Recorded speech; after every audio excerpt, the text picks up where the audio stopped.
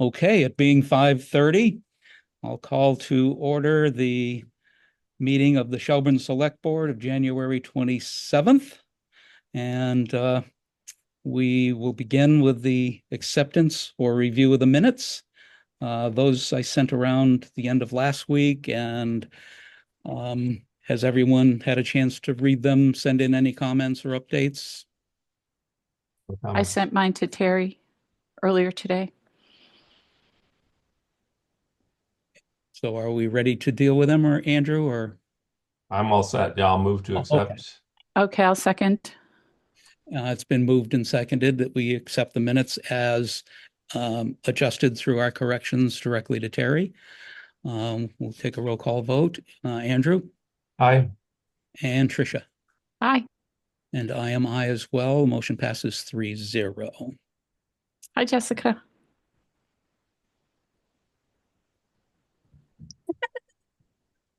Okay. Hit the wrong button. Let's go to liaison reports. Tricia, would you like to begin? Sure. So the Emergency Management Committee had a meeting.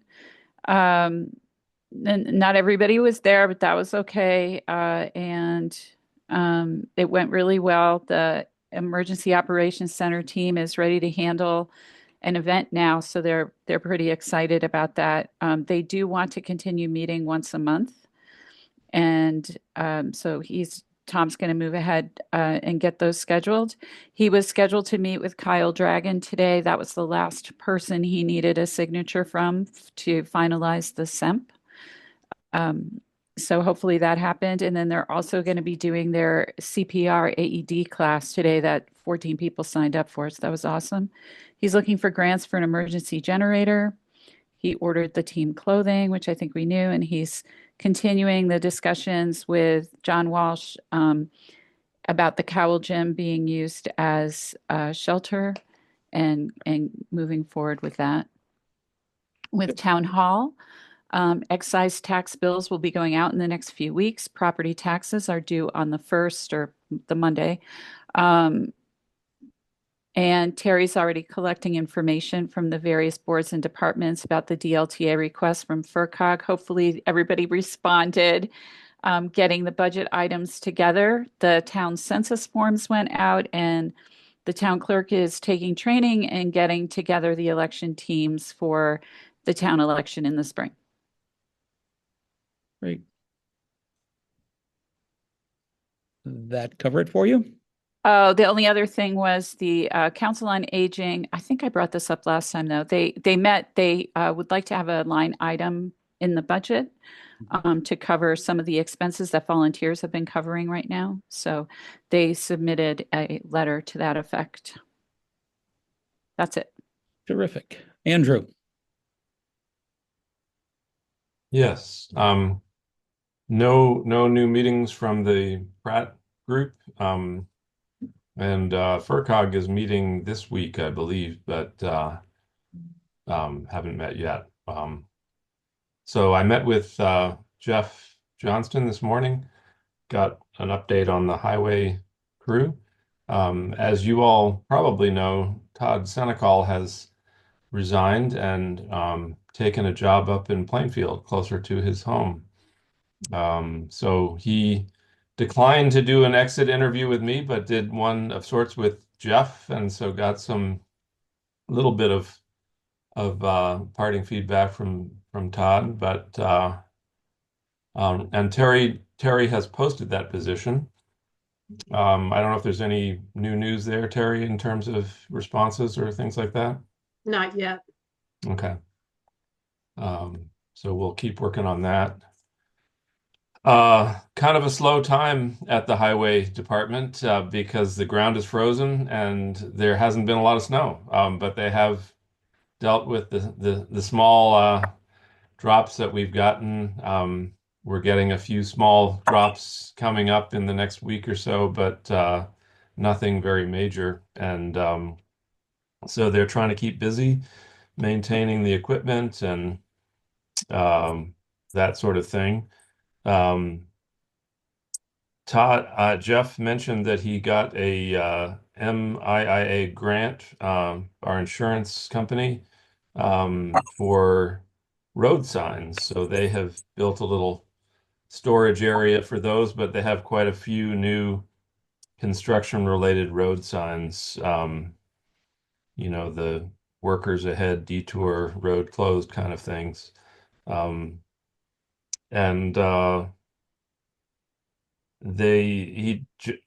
Jeff did express a little bit of concern about the maintenance line in the budget because there have been some pretty significant maintenance pieces, both with the 1-ton truck needing a $10,000 fuel system overhaul and the grader needing a $6,000 bearing job on their side shift bar, the thing that moves the grader back and forth. But so we'll have to look at that. I told Jeff to stay in touch with you, Terry, and hope that he doesn't need a special town meeting to replenish his maintenance budget, but see if we can get to annual town meeting without that. He was asking Terry about whether money could be shifted from unspent funds in equipment lines, but he was referring to a leaf blower that we purchased, I think, 2 years ago. So I don't think that money still is anywhere near the highway department's budget. That would have gone back into the general fund, wouldn't it?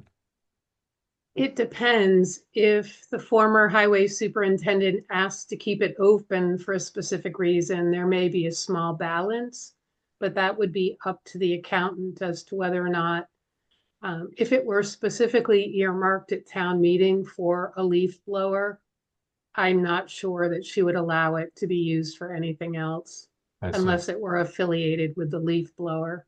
Okay. Well, we were just sort of casting around for how to keep the maintenance budget going until annual town meeting. And, he brought that up, but I didn't really have an answer for him on that. So that's helpful to know. And then we looked at his draft of the budget. I think he's gone over that with you a bit, Terry, yes? The operating side, yes, but I haven't had a chance to look at the capital. Right. So we talked about both. Jeff has a few new ideas which will be of interest to you and the finance committee. I guess I don't need to spend a lot of time with that now because we're going to have a whole meeting with Jeff to go over that. But the recent experience on Old Greenfield Road with knotweed has certainly had a budget consequence in terms of his sense that we need to purchase clean fill to deal with road repairs and stuff like that. So that's an expense we have not had before. And there will be some big capital items as usual with the highway department. This year, the 1-ton truck and the 2001 dump truck, which I think is our last of the 3 2001s, are probably the two major items up for replacement this year, which is over $500,000. So more to come when we get to the capital side of things. But that's all I've got for now. Great. Thank you very much. The Veterans Service Center, as you know, meets quarterly, and we just met recently, so there's nothing new. And what is pending is coming up later in the agenda, so I'll leave that till then. The Police Services Advisory Committee met last week. Not a whole lot of new updates. The contractor that we hired to do the excuse me, the wage and salary study has completed and supplied us with a highlighted section of the job descriptions. You may recall we updated those maybe a year and a half ago. Did all new, the chief had prepared and the select board approved all new job descriptions, and the laws that have changed with regard to the state required some minor tweaking on a whole bunch of things, but nothing that I noticed of consequence. So the chief is reviewing those currently, and will be responding to the contractor soon. And you may recall the contractor had promised to deliver the actual wage and salary comparison study by the end of this week for to allow the chief to go ahead and complete his budget as well. So hopefully they meet that. And other than that, I don't have any other liaison report information as well. Tricia. I just had a quick question for Andrew about the bridge repair. Did we ever find out what happened with the new poles they were going to put in? Because that guy said he was going to come by and check it out, do another field visit. I forgot to bring that up with Jeff, but I can follow up with him and ask him that question. Okay, thank you. I didn't see anything come through from him again either. I think he said we were meeting Monday. He said he was going out Thursday again that week. So it's been a couple weeks, but great. We're a few minutes away from our appointment with the town clerk, but I don't see him. Oh, yes, there he is. Mr. Judd. We are 4 minutes early. Are you prepared to speak with us? Yes. Hi, Great. Joe. Hello, everybody. Welcome. You wanted to discuss opt-out mail in ballots for early voting. Fire away. Yes. So I would like for the annual town election to opt out of early voting by mail. As you guys and ladies know, that early voting by mail has been done. We did it all through last year, but basically, the state sent out the vote by mail applications to all voters. They sent out the postcards. This year, there are no state or federal elections unless they throw something at us through the year that we don't know about now, which I doubt will happen, but it could. But our annual town election definitely will happen on May 20th, and I'd like to alleviate the cost for that in relation to what it would cost the town to do a mail-in ballot for every person. We still may have early voting in person, and people can still, of course, get absentee ballots. And overseas voters will basically be. I'll be in correspondence with them if they would like to request a ballot. At least they know that an election's happening. But as far as early voting by mail, there's a cost that is attached to that, and I'd like to opt out of that, and the selectmen have to vote to accept that recommendation to opt out of early voting by mail. I can't just do it on my own. Would that be for the coming? For the annual election in May, annual town election. Which is still in this fiscal year. Okay. Yeah, great. May 20th is the town election.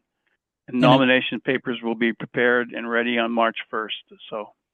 And would that authorization to opt out expire at the end of this current fiscal year? In other words, Yeah, one and you done? have to vote it. You have to vote it for every election. Okay. So if there's another election that should pop up in front of us, or some sort of it won't be an election, but something else that might pop up in front of us that would need a ballot, which I don't see that happening. But I mean, it's happened in the past, but I don't see it happening this year. We can't. Opt out of voting by mail is not just one and done. You have to, you folks, the select board has to vote to opt out. Like like last year, if we didn't do vote by mail, you would have had to vote to opt out. And the only one we could have done that on would have been the annual local election, because the other three were mandated by the state. Great. See, Joe, do you have a cost estimate of what it would cost to send out the absentee ballots and all of that? Well, if somebody requested an absentee ballot, I would just, I would send them one. It wouldn't, I mean, it would cost me the cost of mailing them. But if I had to inform people by mail that we were going to be holding the election in May, the local town election, and everybody would, if you want a ballot, then you have to notify my office, and we could do that through the newspaper. We could do it through the two-town news, but that probably wouldn't reach everybody because not everybody reads the paper or the two-town news.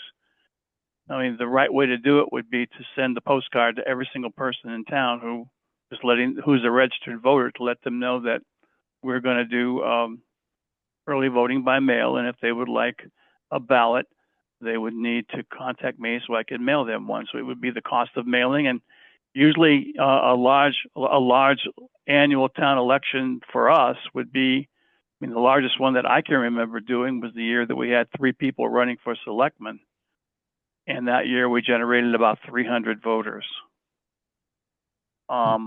Even at that, it would cost, the mailing, and plus I'd have to send something to every person in town so they know that if they wished a ballot, they could get one from me. So this, And I also think that in this regard, we seldom have races, and we could have races. You never know, in the town. But sending a postcard to every single person, asking them if they'd like an early voting ballot, could also, could add up for the cost of the postcard. It could add up for the cost of sending a lot of people a ballot. That we don't want to negate anybody's right to vote, but it comes to a point where maybe this election would be one to save money and not do the early voting by mail. So this would only affect the early voting mail-in ballots. It would not affect absentee ballots. No.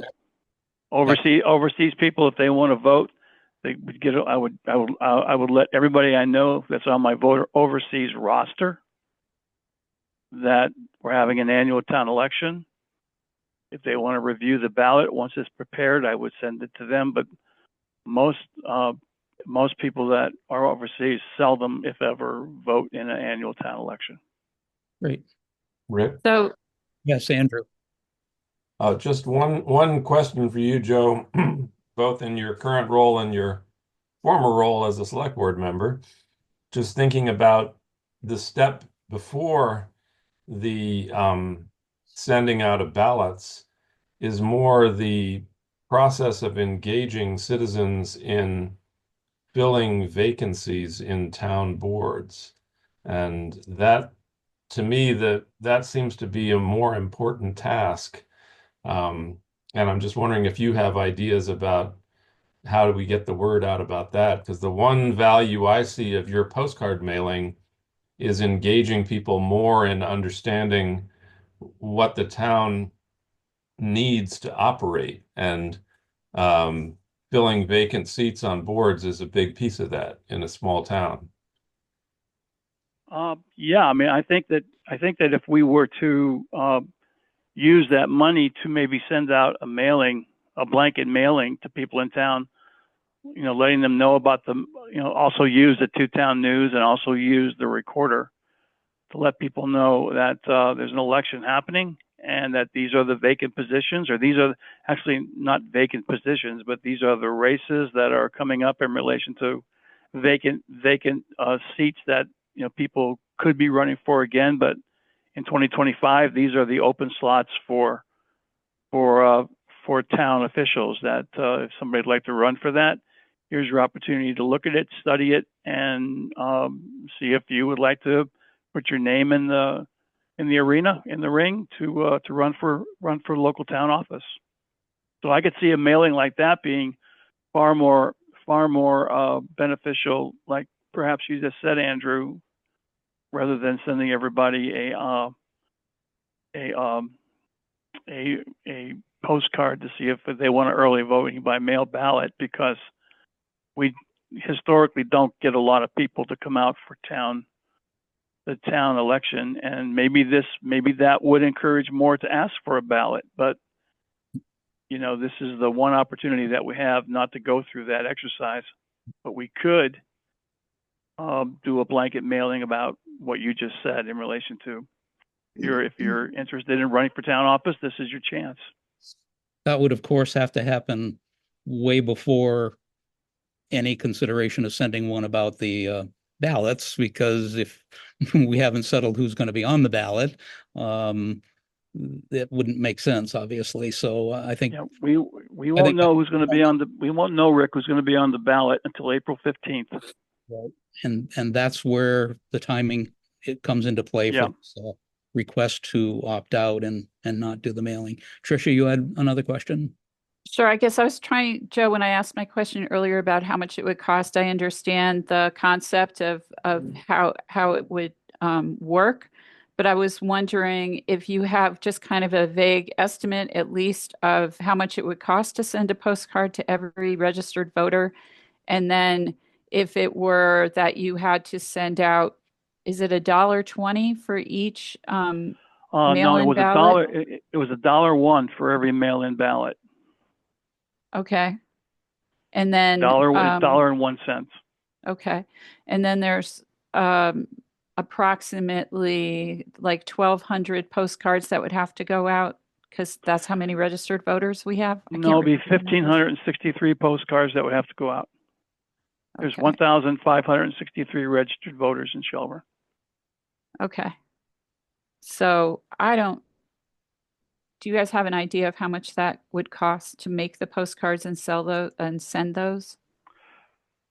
We have lots of templates to make the postcards, but as far as mailing a postcard, I mean, the state mails the postcards, for the state and federal elections. Town clerks don't mail them, they receive them. So I really don't know what it would cost to prepare and make a postcard. When the state sends out the postcards to all registered voters in the Commonwealth, everybody gets the same one, but it's specific to your town. Mm-hmm. And I don't know what that would cost, Tricia, but we have templates for that. Lots of templates for that. I think you'd also should need to think about, other than the actual cash you'd be laying out, the amount of work and time and labor to produce address and facilitate a mailing like that. In the case as Joe proposed, his request to opt out, I don't have a problem with it. Any other I would comment? make a motion to accept, to opt out of the vote by mail for the town election in 2025. I will second that. Rick, I was to say, Rick, before you get a second, I have to tell you guys that, and ladies, I'm sorry, Tricia, I wasn't trying to slight you at any stretch of the imagination.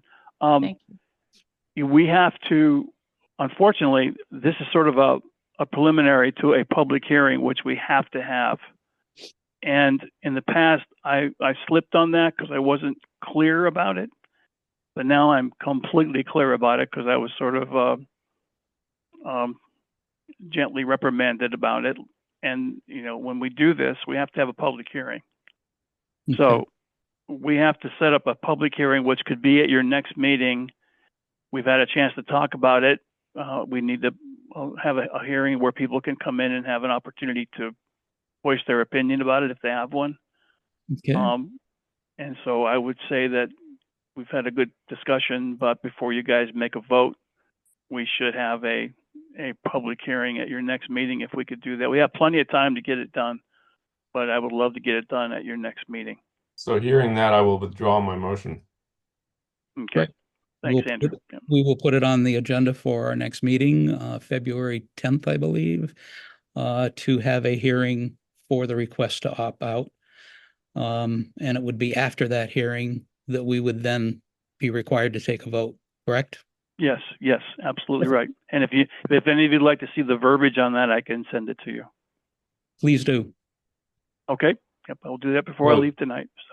So Joe, I think that I would just say bring that thought to the public hearing about sending a postcard of encouragement to engage our citizens in serving on town boards, because I think that to me is a is a far more worthy task in terms of energizing municipal government.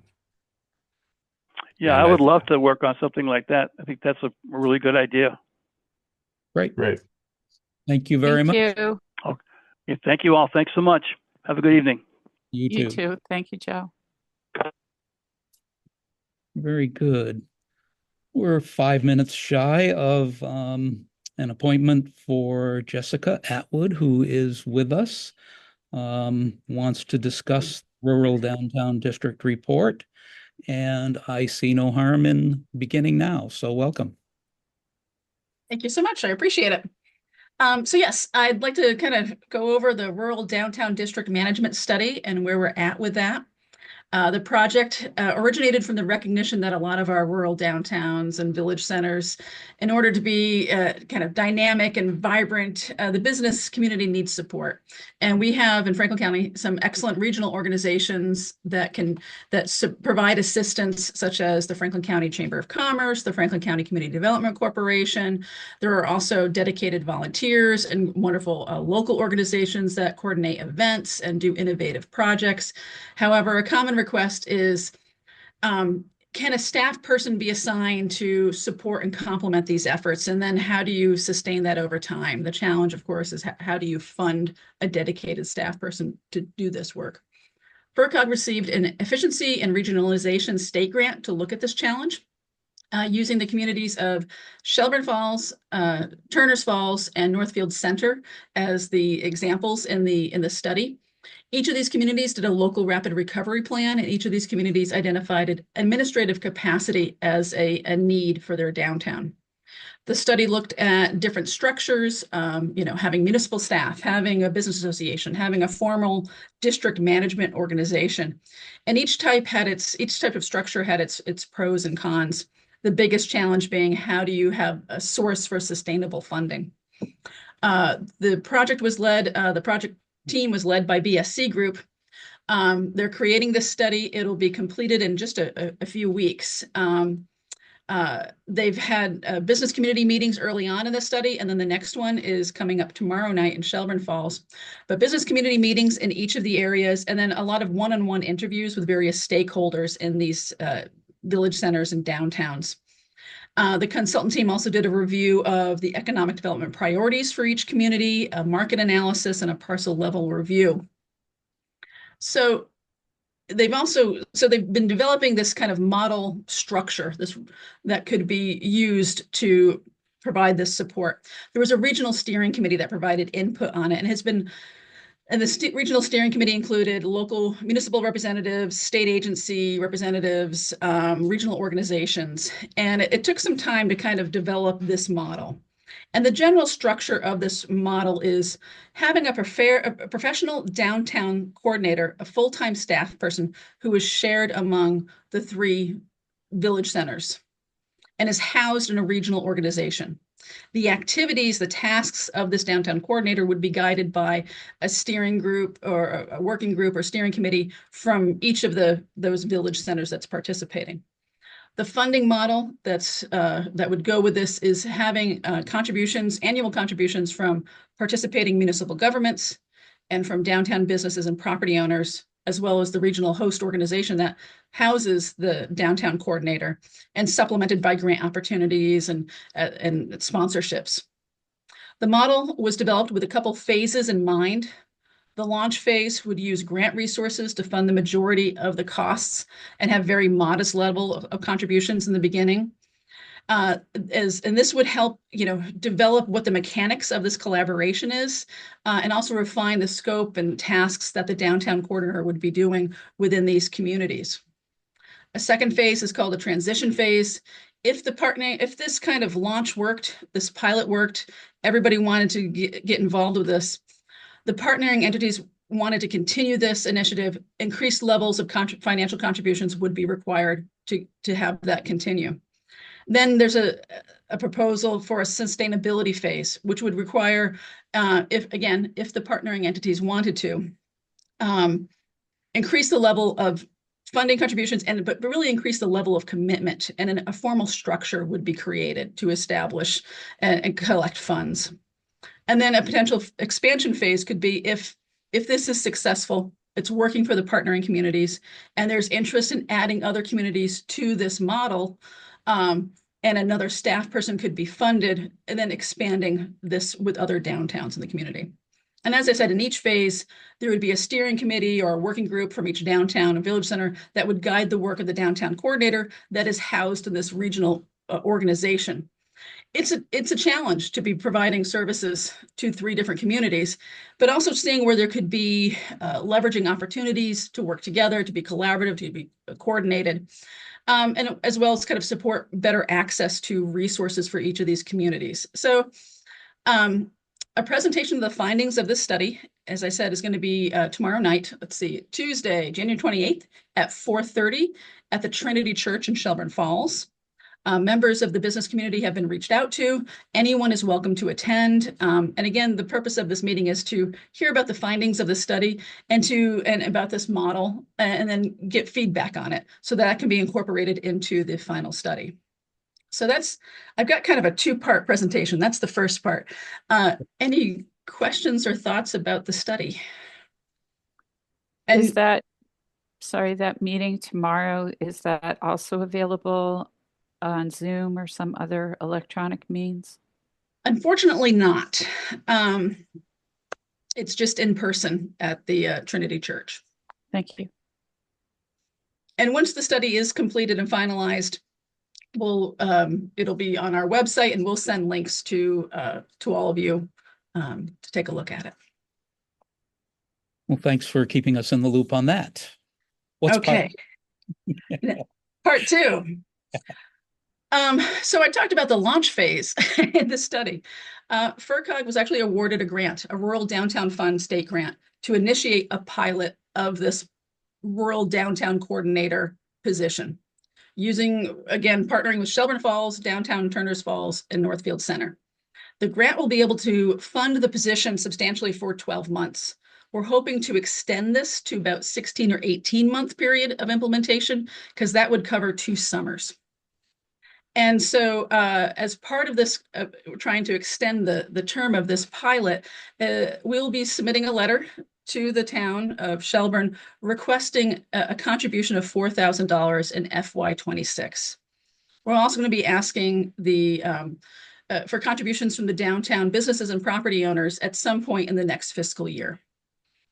We're also asking that each of the 4 municipal partners identify on the district local technical assistance, which I see in your agenda you'll be talking about later, funding for this pilot project. If each of the towns requests funding in for the pilot project in this calendar year, because that's how the DLTA runs, oddly, it's calendar year, not fiscal year, in this 2025 calendar year and 2026 calendar year, we're requesting that. And we'll submit an actual letter to you with this formal kind of request, but I wanted to give you a heads up with that. Also, contributing to this will be the regional host organization. Right now, we've got an RFP issued to select that organization that will host the downtown coordinator position. And then the work will begin to form a working group in the village to help inform what they do. And the key thing I want to really mention is the purpose of this downtown coordinator is to enhance and add value to what's happening already. It's not to replace or to duplicate efforts. And that's something that we're really going to be very concentrated on. So that's my second part. Okay. Any questions on that, Tricia? Thank you, Jessica. I was wondering, it's the downtown Shelburne Falls, which goes over to Buckland too. So are you asking them to also contribute $4,000? Yes, I was there last week. Okay. We've met with the Montague Select Board, Northfield Select Board, Buckland, and now Shelburne. So I've done this presentation for each of the town select boards, and we're going to send a letter to each select board, kind of laying this out so it's something that you can refer to and consider the request. Thank you. Terrific. Any other questions? Andrew? Yeah, one other question, or one other thought, which is, I don't know to what extent this has been part of the conversation, but one of the thoughts that has been circulated around for us has been thinking about a grant writing position. And it strikes me that one of the opportunities of this three community staff person to add value to local projects would be for that person to be primarily a grant writer and to be primarily somebody who's bringing in, helping these local efforts in these three communities to leverage more resources. And that, to me, strikes me as a cost-effective use of that person's time, so that rather than, running around between three communities trying to do projects, to leverage funding so that local people in those three communities can do projects.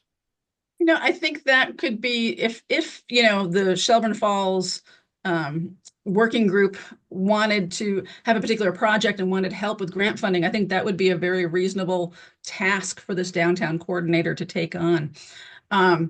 Having them be just kind of a grant development person, that hasn't been the vision for this downtown coordinator position. But I think there are elements of grant writing or identifying grants, whether it's individual for one village center or whether it's something that is, maybe you get a bigger bang for your buck if all three villages do that same project, whatever that project may be. I think, the nice thing about having secured this grant is, this is our way to learn. This is to figure out how this all works. Maybe this is an awesome idea that's going to work great. Or maybe this is more challenging than we think. We'll have to manage a certain level of expectations to have one person working with three communities. That's a real challenge. So we're going to figure this out. That's actually the main challenge that I was, and the reason for my bringing that proposal to you is that essentially whoever you hire for that position will be in that immediate hot seat of saying, what have you done for us lately?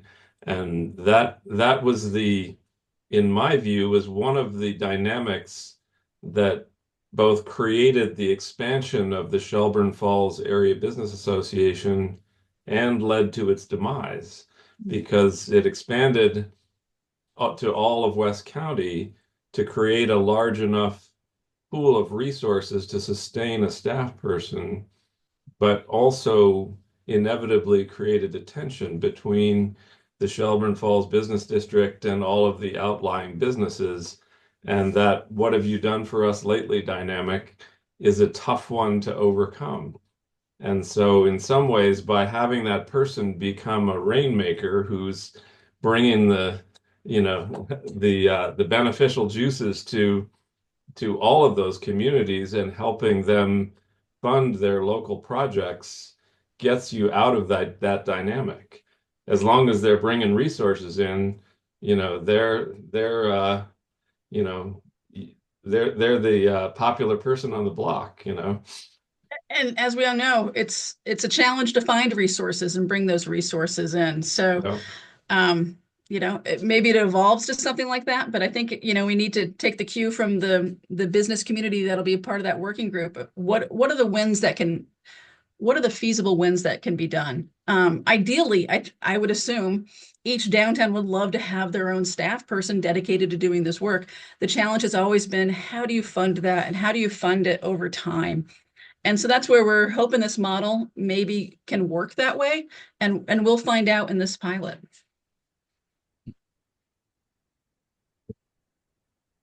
Any other discussion?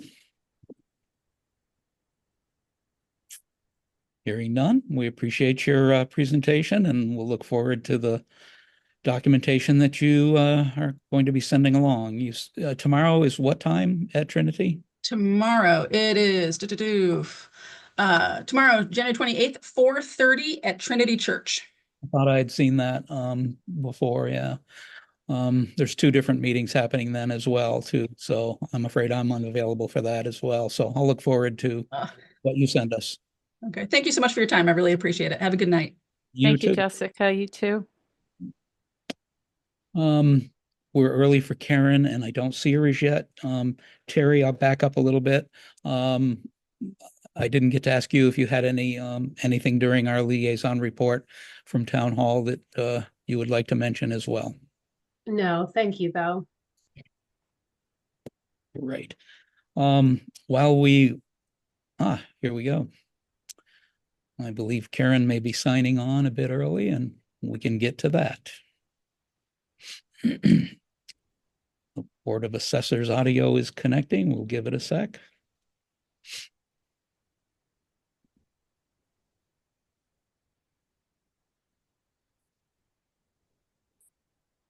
Hello, Board of Assessors. Hello. Hello. Hey. You've signed on early and we just finished our previous appointment. So if you are not only signed on early, but prepared to begin a little early, we can get will. right to you. Great, wonderful. So Terry had gotten a message to me that you had wanted a little more information on the HEROES Act, or that section of it that deals with what we call statutory exemptions to veterans. So I provided a spreadsheet. Hopefully you have it. And I guess I just wanted to explain the two new clauses, which is 22J and 22I. My understanding is that municipality can vote to adopt both of these, so they would work together, totally up to decision of the selectmen and perhaps finance committee. 22I would increase the veterans exemption amount by a COLA that would be provided to the assessors every year from the Department of Revenue. So for instance, if 22I were adopted, and we were told that the CPI increases 4%, then the clause 22, A through F, which normally would give a veteran $400 off their taxes for the year, would be increased to 416. And in addition to that, you can adopt clause 22J, and that gives a wide range of what the town would like to do in terms of increasing the standard or the statutory exemption. In the list I provided, I gave you information on what we have right now for veterans and what we're giving to the veterans right now. There's a total of 9 in 3 different categories. The largest amount of veterans, 6 of them, are in clause A through F. That's the $400. That's a veteran who has a disability of less than 100%. It can be 80%, it can be 10%. If they provide us with the proper paperwork, we process a statutory exemption in the amount of $400.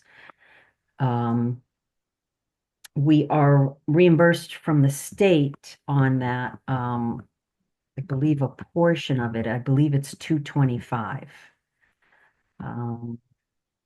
So again, I gave examples of what would happen if the town wished to increase that statutory amount by 10%, by 20%, by 60%, by 80%, by 100%. You can double it under this new HEROES Act. You can double it and adopt J, and then you can also adopt 22I and put a COLA on it, whatever the Department of Revenue determines. So it can be pretty significant. And I think the idea is that we want to help out veterans as much as we can. It's important to note that when the town does vote these increases, there is no additional state aid from the Commonwealth. What they will reimburse us is staying the same. So in the instance of the 400, that would stay at 225 no matter what the town would vote. The other different category of exemption is a 22D. We have one such veteran spouse, and that allows them to have their taxes abated in full. And so that's almost a moot point because you can't go any more than in full. And just for your information, that amount is totally reimbursed by the Commonwealth. And then the other category is 22E. We have 2 applicants. Those are veterans that have statutory exemptions of 100% as determined by Department of Veterans Services. So the reimbursement, trying to remember what it is per person. Like 825 in your chart, maybe. 825, there's something a little unusual about that. We have a veteran who is in a 3-family house, and he does not get the full 1,000. The law says it can only be to the extent that he's occupied. So he gets the 333. So a little unusual, but again, most veteran would be living in a single family home and would be entitled to the 1,000. So that's really it. You know, depending on what your thoughts are, it's not a huge financial burden since we don't have that many veterans. I think, you know, it would be a matter of deciding what the percentage is. Do you want to double? Do you want to start 10% and then revisit it? Totally up to you. So just to those are those clarify, I'm sorry, just to clarify for people who view this later, that didn't see the chart or don't have it, the one that you shared with us. In a nutshell, we have 9 applicants who have tax abated designation, and the total liability for the town is $8,130, so $8,130. Of that, 7,397 is reimbursed through the state. Exactly, Rick. Yep. Our exposure here is super minimal for the 9 veterans that are qualifying for this. As it stands now, just giving them the statutory amounts that are in the laws. Just thought I'd try to couch it in a. Yep, in a, that's it. That's it exactly. fellow board members, any questions? Yeah, I guess that was really helpful to make that nutshell, Rick. Thank you. I am wondering in the columns that show 10%, 20%, 60, etc., going over. And then you have another line down below that shows the additional cost. Is this the additional cost that the town would incur because we're not getting that matched sort of reimbursement from the state? Correct. Correct. Okay. And so if we were to go with the full clause 22A through F is the one that would really cause the increase because the 22D stays the same right across the board. There's a little bit more in the like 3,000 more with the 22E. Correct. Is that right? That's right. Yes. And again, this is what the situation is for FY 24. We'll be about to the exemption deadline date's April 1st. So a new veteran could move into town and or a few could move into town and the 9 might become 10 or 12. But if they're entitled to it, then and they file with the assessors, then they would get the exemption as voted. Is there any difference in the amounts that the veterans would receive if they have 100% disability compared to, because you had said that the folks are in clause A through F are less than 100% disability. Is that Right. just the way it always is? So a 100% disabled veteran would fall into a different clause type? Correct. The 100% is in the 22E that get $1,000 a year. Okay. And there are other clauses in the books. We just don't have those veterans with those specific, like for instance, a Purple Heart, a veteran with a Purple Heart. The statute tells us that they're entitled to a certain amount.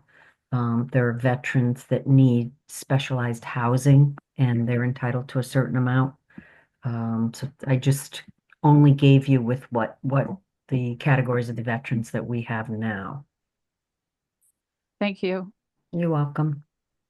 So if we did double it, our current exposure is ballpark of 800, and it would change to a ballpark of like 6,200 if we doubled all the categories with the chart that you provide us at 100%, or somewhere in between with all the options you've given us. So I think you've laid it out very well.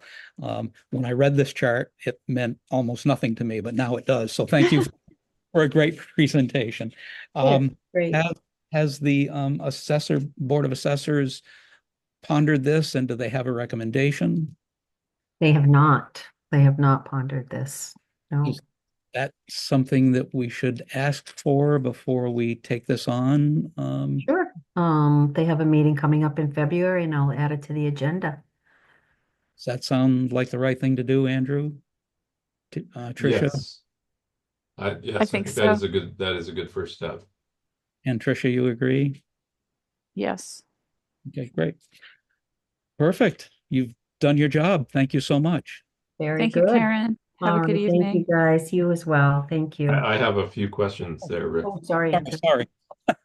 Fire away. Is this ultimately voted on at town meeting? Yes, yes, you would Okay. have to accept these So we're sections. just giving our recommendations to the voters then, right? Correct. Well, someone would have to decide to put it on the warrant. So, the language would be that the town of Shelburne would vote to accept the provisions of clause 22J. And further, the voters would vote to accept a percentage. So with 22J, if you accept that, you have to tell us what the percentage is. And then the language simply for 22I is the COLA. So you would just vote to accept that. Again, you can just choose one or over the other, or you can choose both. They will both work together. So again, as I had said, if you were to do the 100%, the statutory exemption amount would be doubled. And then if you were to also add the 22I, that doubled amount would increase by whatever the CPI is that the state indicates to the assessors annually.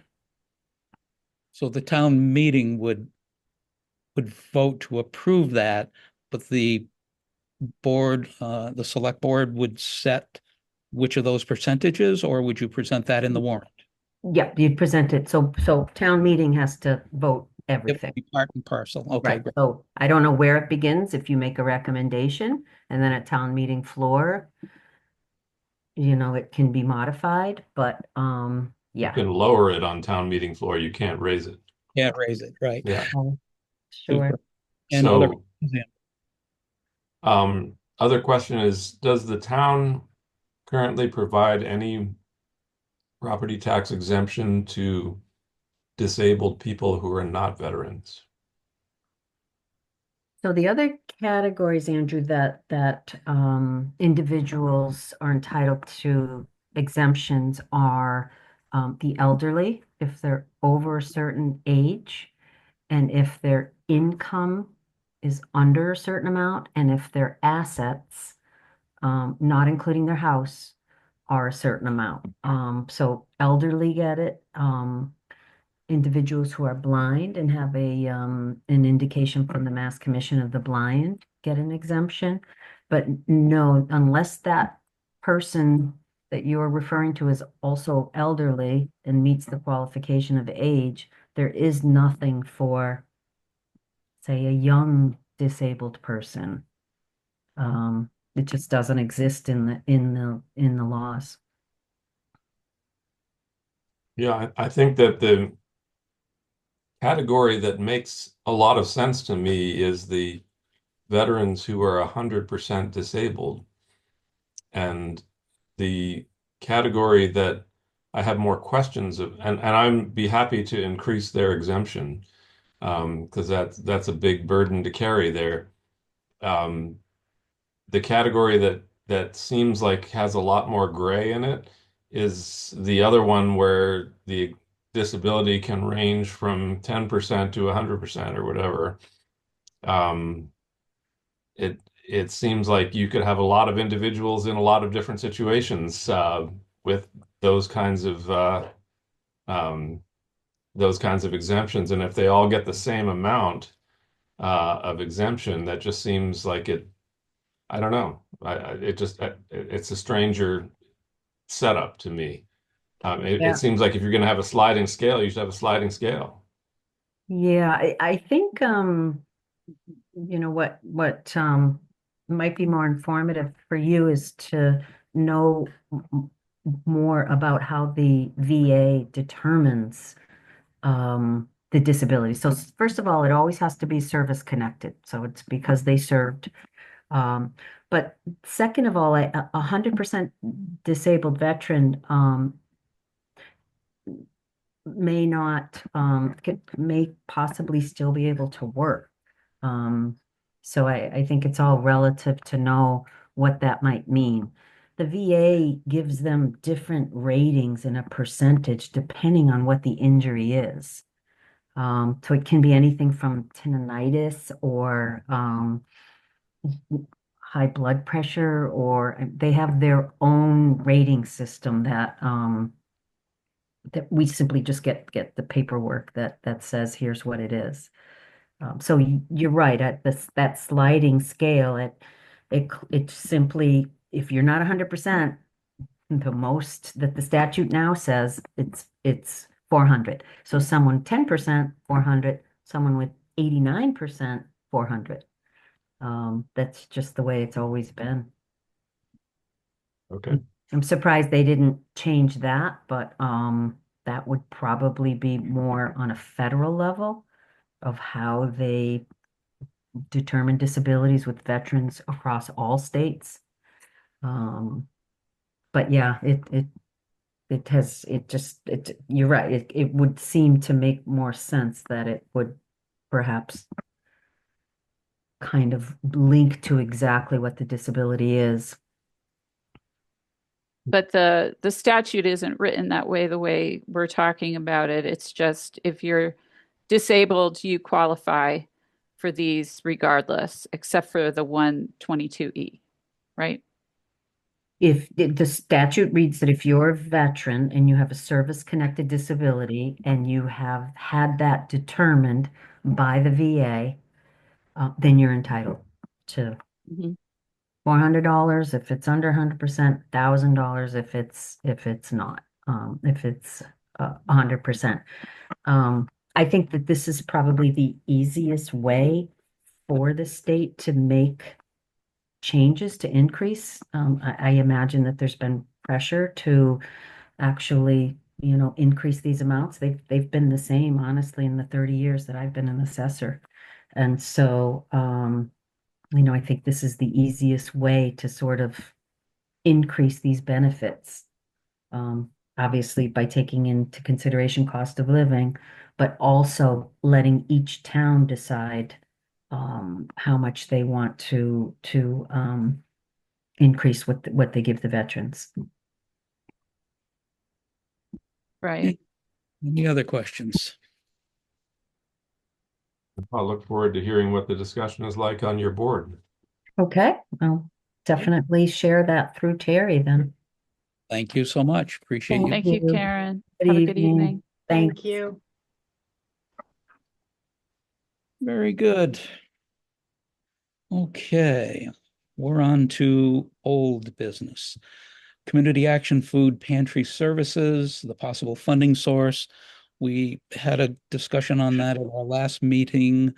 The request was made for them to continue to pursue grants or other funding sources for the continuance of the West County Food Bank food pantry, sorry. Just late today, 4:30 or so, we received the pie chart from them with the information that we had asked about the user towns. And that's something that I think we all want time to take a look at, see how they're doing with looking for additional sources. And I don't know that we have anything else that we need to do on it this evening, other than I will call to your attention that last meeting, the presentation that we had agreed to go on record as in support of considering the use of housing trust fund money in conjunction with Buckland, and see how that plays out.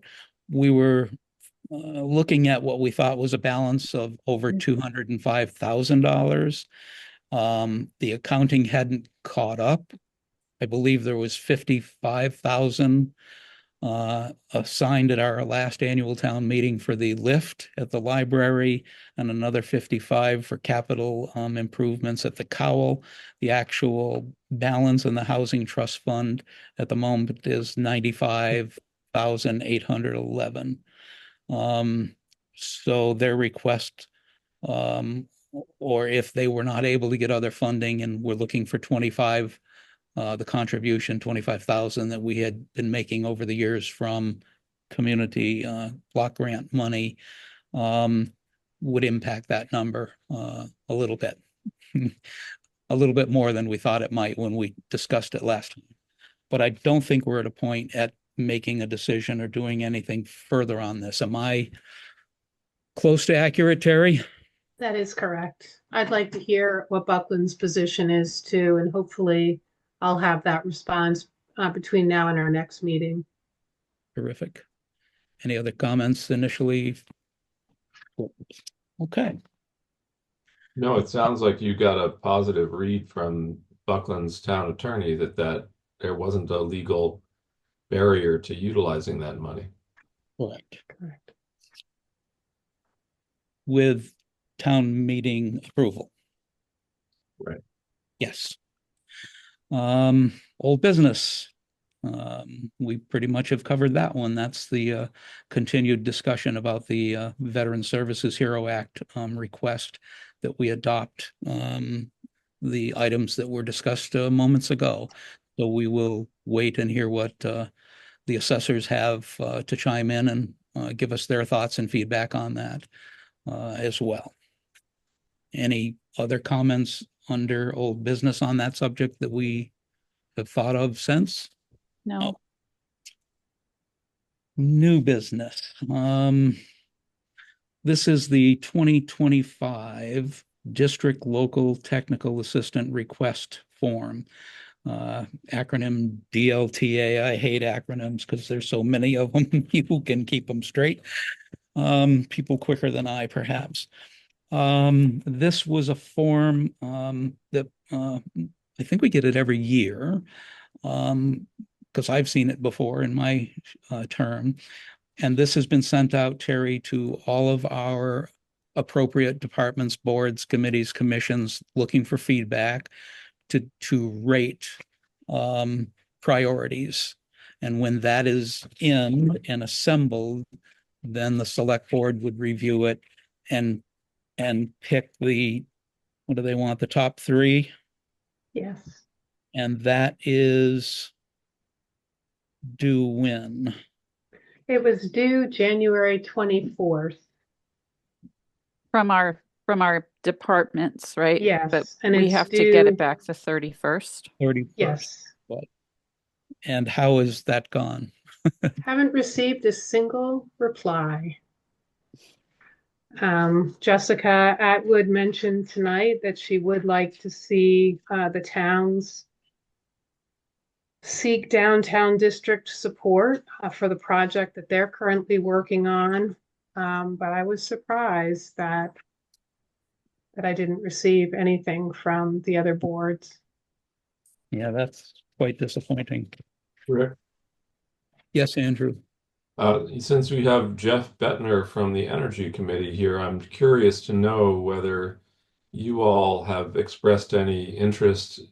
I think when last time we spoke, there was some talk about the FERCog developing some staffing expertise in helping towns kind of develop their energy efficiency and renewable energy sort of town roadmaps to how you get to net zero. And if that expertise exists at the FERCog, I would be interested in moving ahead in that direction. But I think that project kind of falls in the bucket of the Energy Committee. So I'm curious to hear from you, Jeff, where that stands. Yep, we're Terry, this wasn't on the agenda. Is this something we should pursue and discuss? It was, I believe it was the letter of support that the board voted to approve at our last meeting. last meeting. Yeah. Yes, And that's a different, it's a different thing altogether. yes, So that's Yeah. not connected with DLTA at all. no. Okay. So this, in the absence of any responses from our departments, boards, or committees or commissions, this needs to be filed by Friday, correct? That's correct. So we need to deal with this evening as a board. You've had in front of you in your packet the form that shows you all the different options. Unfortunately, we can't fill in any with recommended selections from other active Shelburne residents and citizens. At the end of this, I think we're supposed to compile our top three. Yep. I have some selected.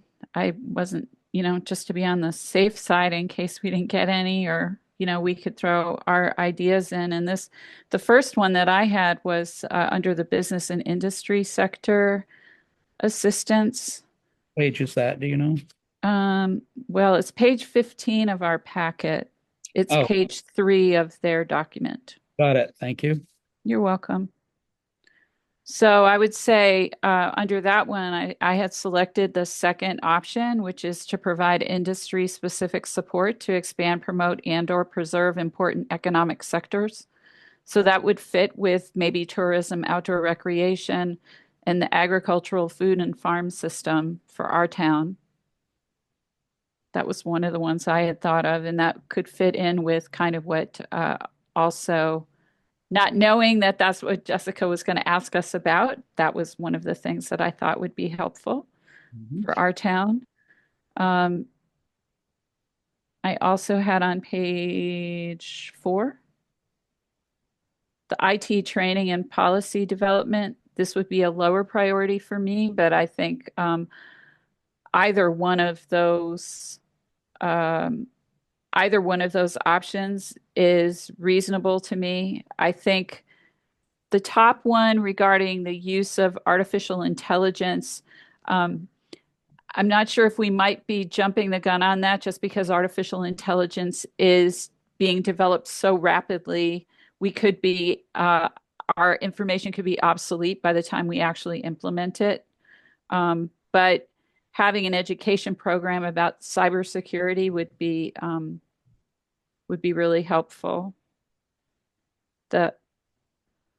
Terry. Just a note on that, Trish.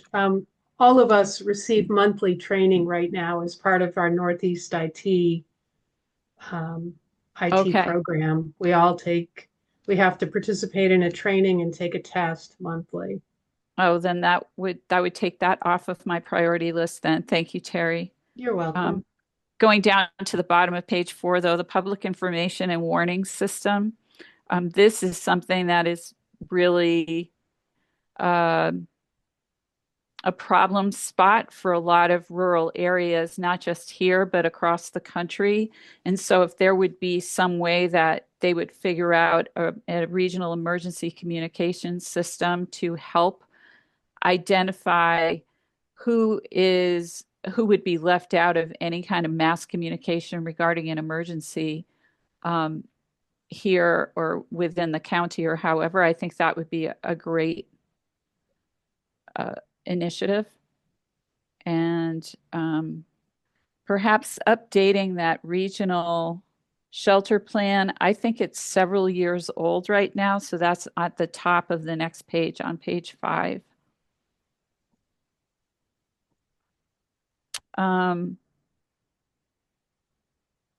Rural policy plan implementation and update.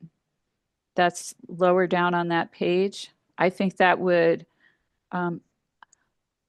I'd like to talk about that for a second because it seems to me that FERCog already does this. Am I not mistaken that they advocate a lot for projects and programs and policies that benefit Franklin County? So I'm not sure we need to make that our priority because I think they will do that just as a matter of their mission.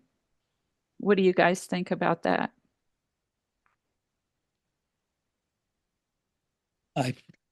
My impression is the same. I only attended one of the actual COG meetings before Andrew was kind enough to take that on regularly, and I don't know that you're wrong. Do you have a different take on that, Andrew? No. Okay. Any others on the sheet from you, I Trish? did, yeah, on page 6, under the municipal service sharing feasibility, that's where that grant administration and management came in, Andrew. That's the one I had highlighted right off the bat. I think that would be my #1 priority, frankly. I think it would be awesome if we had somebody dedicated to us and we could say, here's what we want to do. And then we don't have to worry about trying to find somebody like for the community block grant that when that person retired. Well, if I may, Rick, Comment on that specific one, or do you want to just to make a comment there, Patricia, I think that might be a more generous vision of that DLTA slot than what we will actually receive. I don't think we're going to get a replacement for Linda and the Breezeway Farm folks out of DLTA. But I'm with you on that general bucket as a place to explore resource leveraging. I'm just not quite clear on what we're going to get out of that. But I don't know, Terry, do you have any insights on that the options there for that bucket? I did also check off grant administration and management. I wasn't quite sure that CDBG funding would apply given the comprehensive nature of that particular pot of funding. But I do agree that several departments, committees go after grants all the time, and it would be nice to have one centralized individual or agency helping with those, because it typically falls on myself and the accounting department to track those. Great.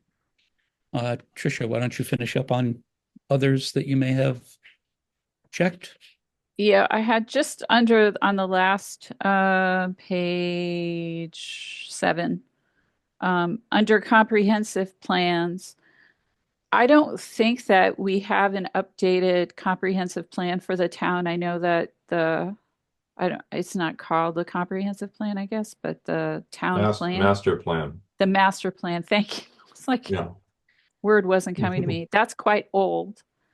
And that is something that we probably need to have, but in order to do that, we do have to do a survey of the community to find out what type of town people actually want to have.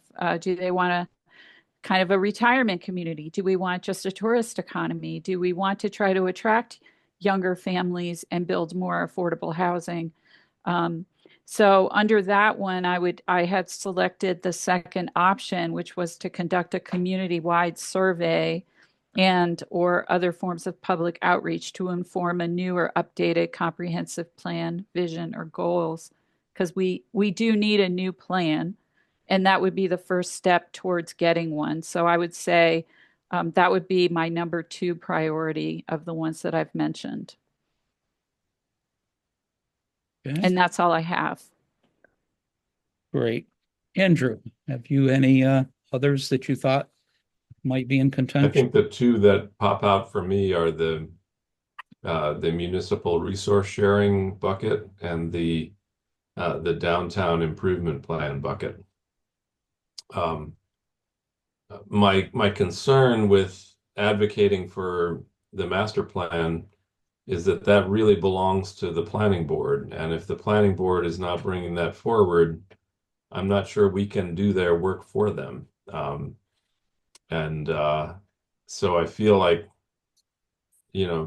planning board has had the opportunity for years to apply for DLTA money to help them with master planning, and they've elected not to. So I feel like the conversation needs to begin with them to say, do you want help with the master plan?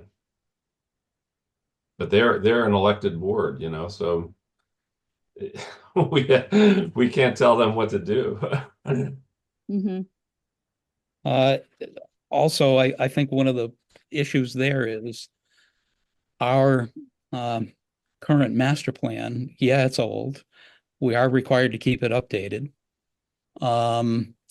It's, however, a master plan for Buckland and Shelburne combined.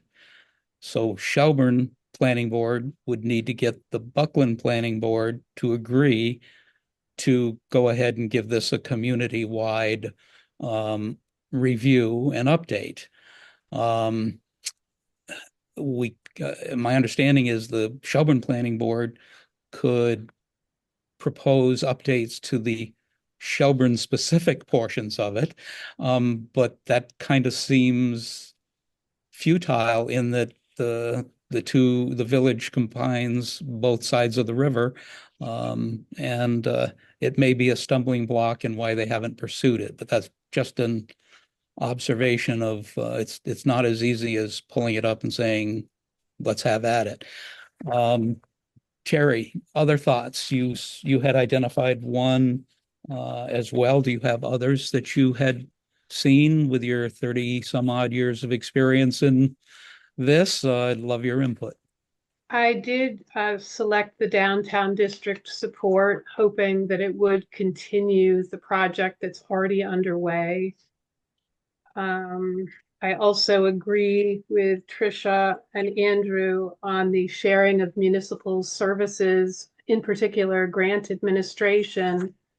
And then the other one that kind of caught my eye, and I did forward it to Chief Taylor and Chief Guyette, was the regionalization or potential regionalization of ambulance service in town, because they had once approached the board a little over a year ago seeking the town's support in continued conversation. But again, I'm not sure we could check that off without them buying into wanting to work on this, if in fact it were chosen.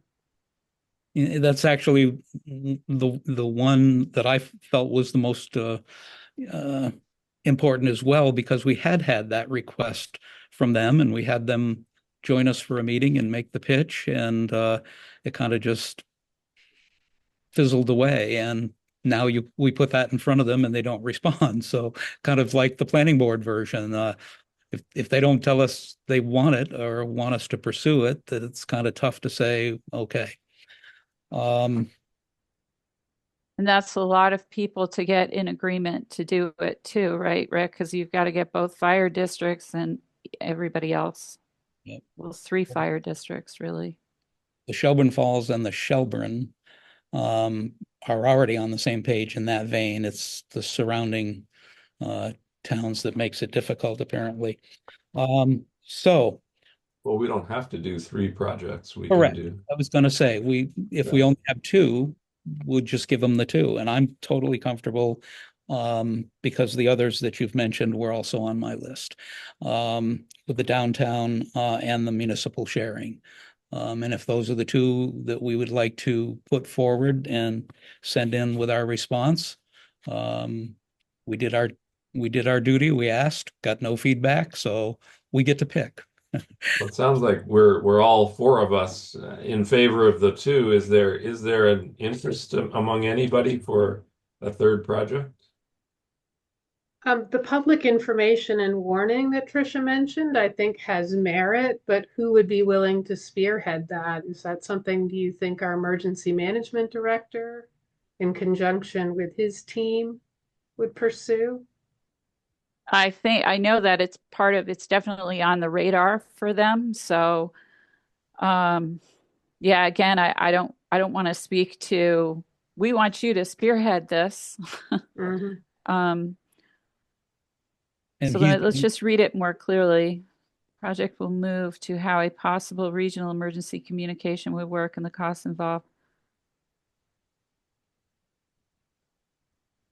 it's the same as the EMS. It's the It's difficulty regional. of regional and the absence of support from our area head of that subject matter. So I'm still comfortable with just recommending the two. Well, I would move that we recommend those two projects.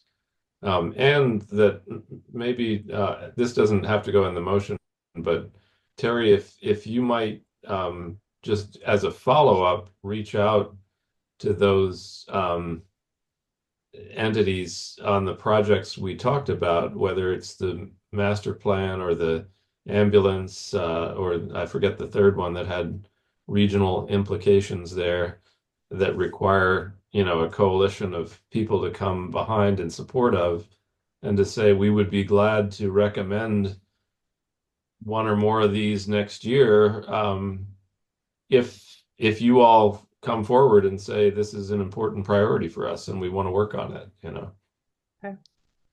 Yeah, that would not change your motion or what we send in. No, just as a follow-up to, because we didn't get any response, it just feels like they missed the opportunity this time around. And So you know, that would we be just, all the planning, the emergency management, and the EMS. yeah, just to let them know that there's an opportunity there, but you got to seize it. I like it. So there's a motion on the floor. Well, can I just, for a point of clarification, so the one is the grant management and regionalization, and the other one is under community housing and economic development that we're selecting the No. downtown district support. Oh, yes. I'm sorry. Yes, that is correct.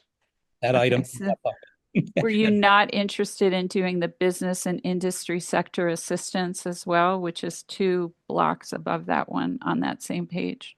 That's page another project that requires buy-in by a lot of people who haven't come forward.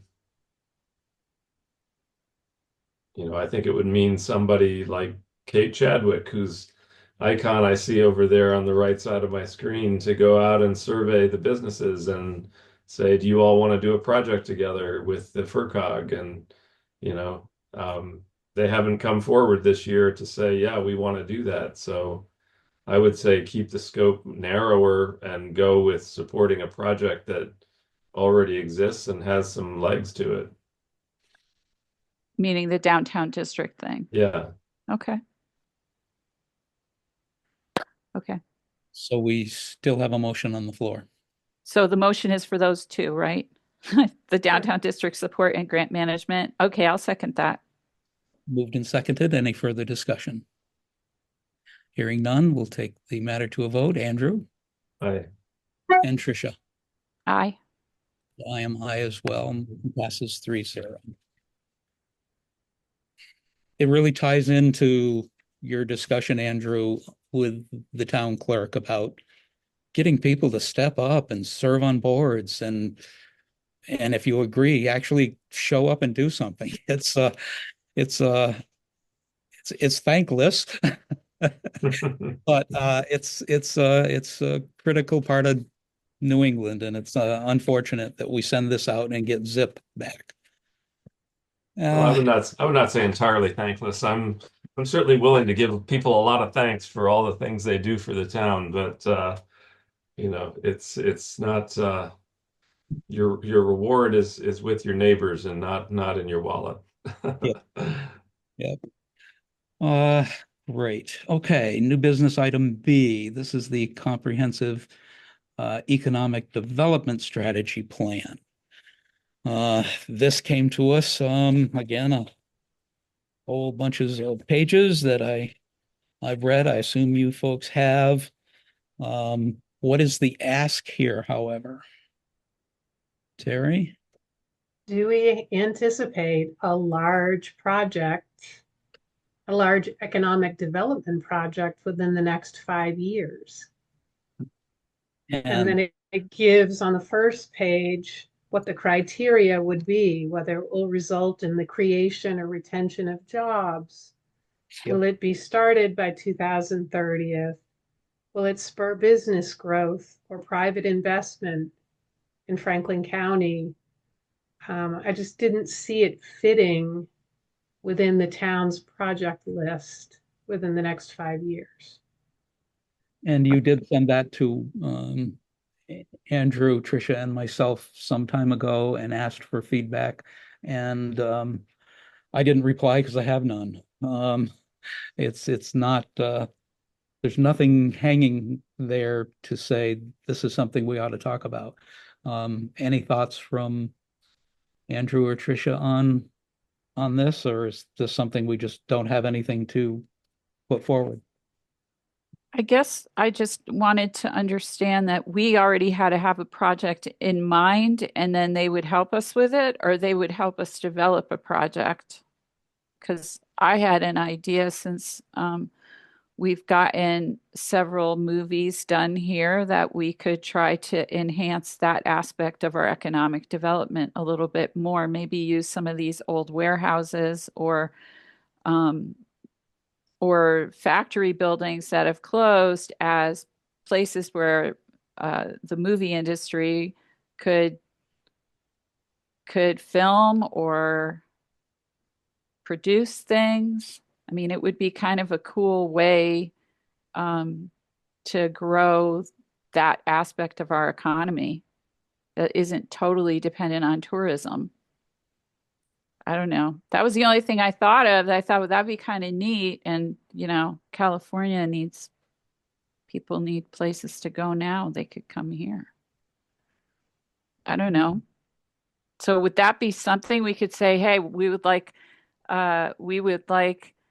the FERCog to help develop the film industry for Franklin County?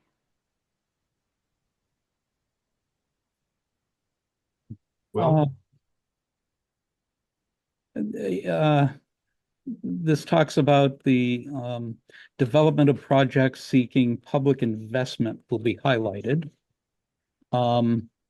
Movies shot in our town are a double-edged sword that are both has a camp of people who like it and a camp of people who don't.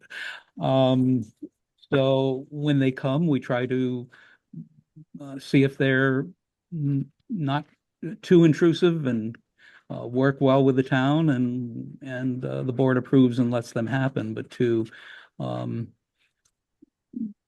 don't know that something like that is as comprehensive. If you look at the bullet list of what they want to see it happen, require public investment to be feasible, benefit more single individual businesses, seeking public funding for construction, all of the criteria that they list as minimum criteria for a project to be considered. I don't think that checks too many of the boxes. So under the examples of projects was a regional initiative or feasibility study for a project that will enhance a key industry sector. That's sort of where I got that idea from was, maybe they could do a feasibility study for, having developing a film industry location here. The only caveat I would put into your idea there, Tricia, is that those three factories that you mentioned all left behind empty buildings, but all three of those buildings have been reused already. So I'm not sure which warehouses you had in mind. I was thinking Franklin County in general. I mean, there's stuff Oh, over by the river and Turner's, right? And well, stuff they're tearing down, yeah. yeah, I guess they decided to tear them down. So I guess the answer to this is we don't have a thing. Well, the one idea that kind of fits in a related way to your brainstorm is the 3-year capital campaign we're currently partnering with the Memorial Hall Association to do to renovate our town hall theater. And that's not going to produce a massive number of jobs. It might produce one or two if we're really successful and we are able to hire some staff to begin programming that theater once it's renovated. But the theater certainly does some of the things or could do some of the things that project description outlines in terms of engaging and benefiting surrounding businesses by bringing people into town and that sort of thing. And that's certainly been the pitch that we're making in pursuing other grant sources for that theater, is that it becomes part of the fabric of Shelburne's Falls's kind of destination appeal, um, as part of our cultural economic development strategy, And I think the Bridge of Flowers is probably our most successful example of using local social capital in the form of the Women's Club to, leverage an old landmark and turn it into a statewide tourism attraction, that's now advertised in Logan Airport. And if we could do anything else that even came close to that success, we would be in good shape. But I think that the Memorial Hall Association is gamely trying to follow in those footsteps, and replicate that kind of approach that the Women's Club has really uh, succeeded in. So that would be one thought I would have. Just to tell you one quick story about that. The Pothole Pictures movie season just ended this past weekend, but I have an encore film in February that I learned about because it's made by a Vermont director named Jay Craven, who has made probably half a dozen films that we've shown here. And he made this movie, which we're showing in February. It's about Ethan Allen and Lucy Terry Prince, two Vermont historical figures.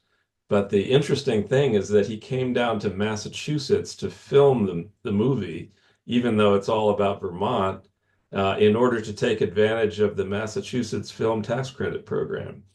So he shot most of it out on Martha's Vineyard.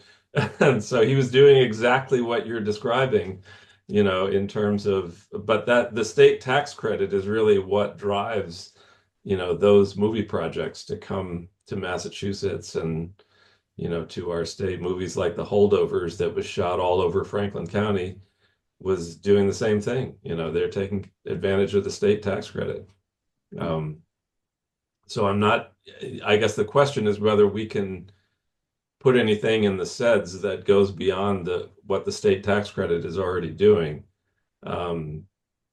Maybe. I think I'll be talking a little bit more about that in our next item about the chairs, but that is, what the Memorial Hall Association is in its small shoestring way trying to do, is become part of that cultural economic development destination fabric.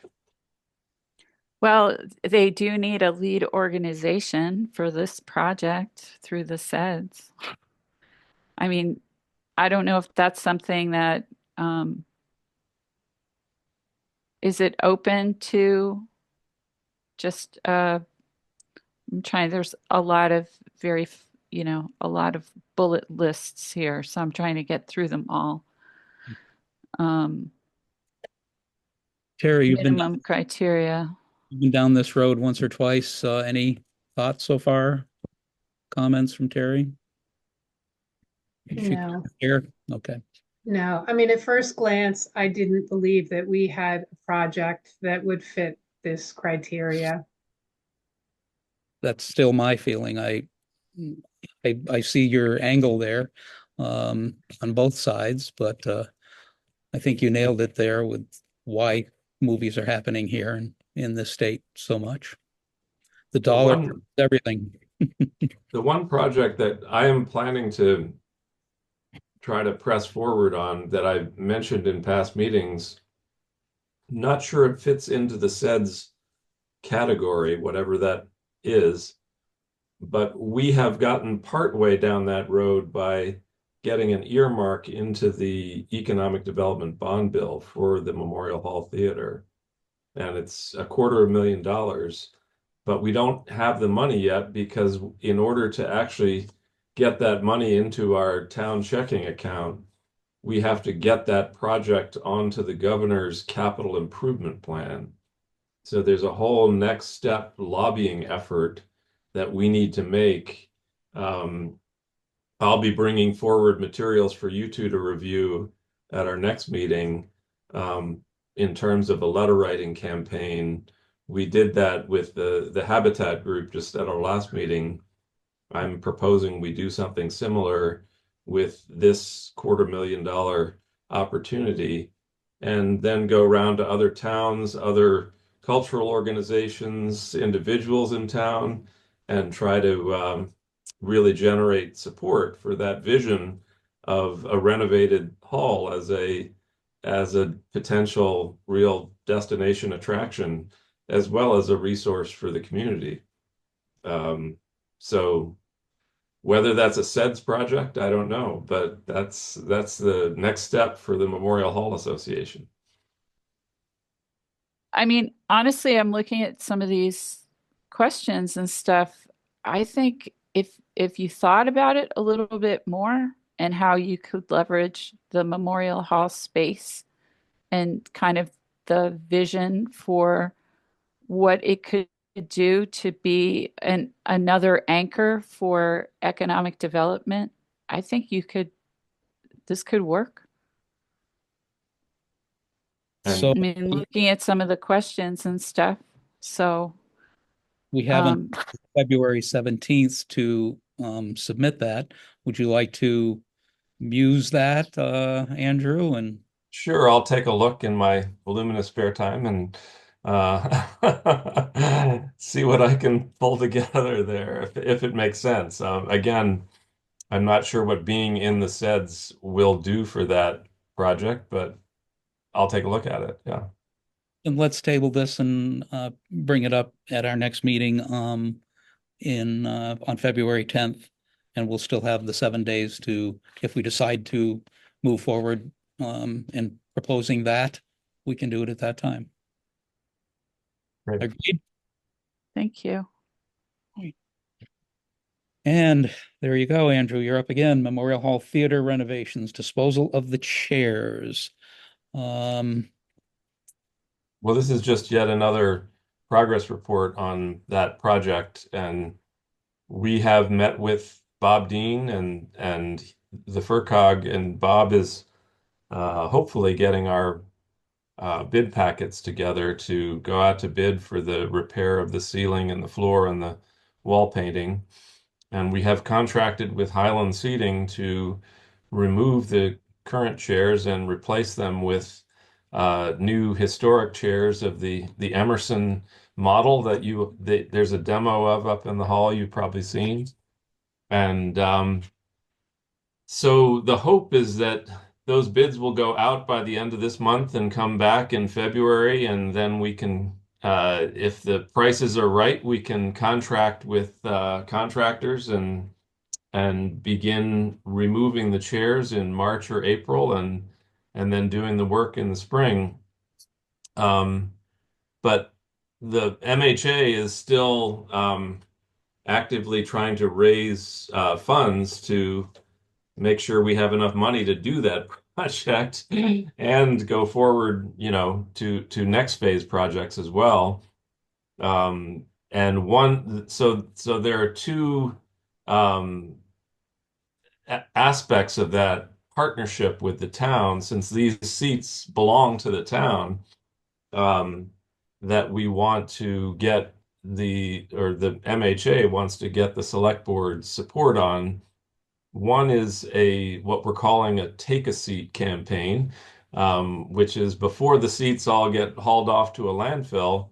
If anybody feels sentimental about them, we could arrange to have them become, sitting chairs on your porch or in your mudroom. And for a small donation, you could take some of them away before they all go to a landfill. So that's the take a seat campaign, but we would have to declare them surplus property at this meeting, I think, in order for that to be legal. And then the secondary project, which is really the real fundraising opportunity, is what we're calling the Name a Seat campaign, which is on the new chairs that will be installed at the back end of this project, of this phase. That model that you see up in the hall has a little brass plaque set into the armrest, and there's an opportunity there for folks to step forward and to put their name or the name of a loved one onto that seat, and have that become a legacy or memorial to that person. And we're proposing that the Name a Seat campaign start at $500 a seat, which is actually the cost of purchasing and installing each of those seats. So that could be a significant fundraising opportunity. But the Memorial Hall Association, I counseled them to say that they should get the blessing of the select board, since, again, these are seats that will become part of the town and, part of the town hall's assets. So those are the two motions that I'm looking for from this board, is to declare the seats surplus property and give Memorial Hall Association the opportunity to essentially sort of give them away for a small donation to anybody who wants them before they get hauled away. And the second would be to give Memorial Hall Association the blessing to go forth and raise money on the Name a Seat campaign to continue the capital improvements in the hall. And they being our nonprofit partner, if the funds for those projects go to the Memorial Hall Association's budget, that enables people who who are stepping forward in either of those ways to take a tax deduction from it.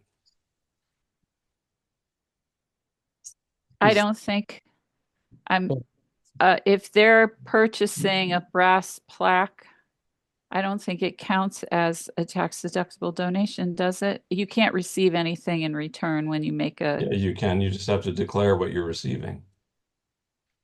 So if I decide to name a seat and I send the Memorial Hall Association $500, they're going to send me back a letter saying, the typical letter you get from when you make a donation to a nonprofit is, thank you for your $100. No goods or services were exchanged for this. You may deduct it from your taxes in full.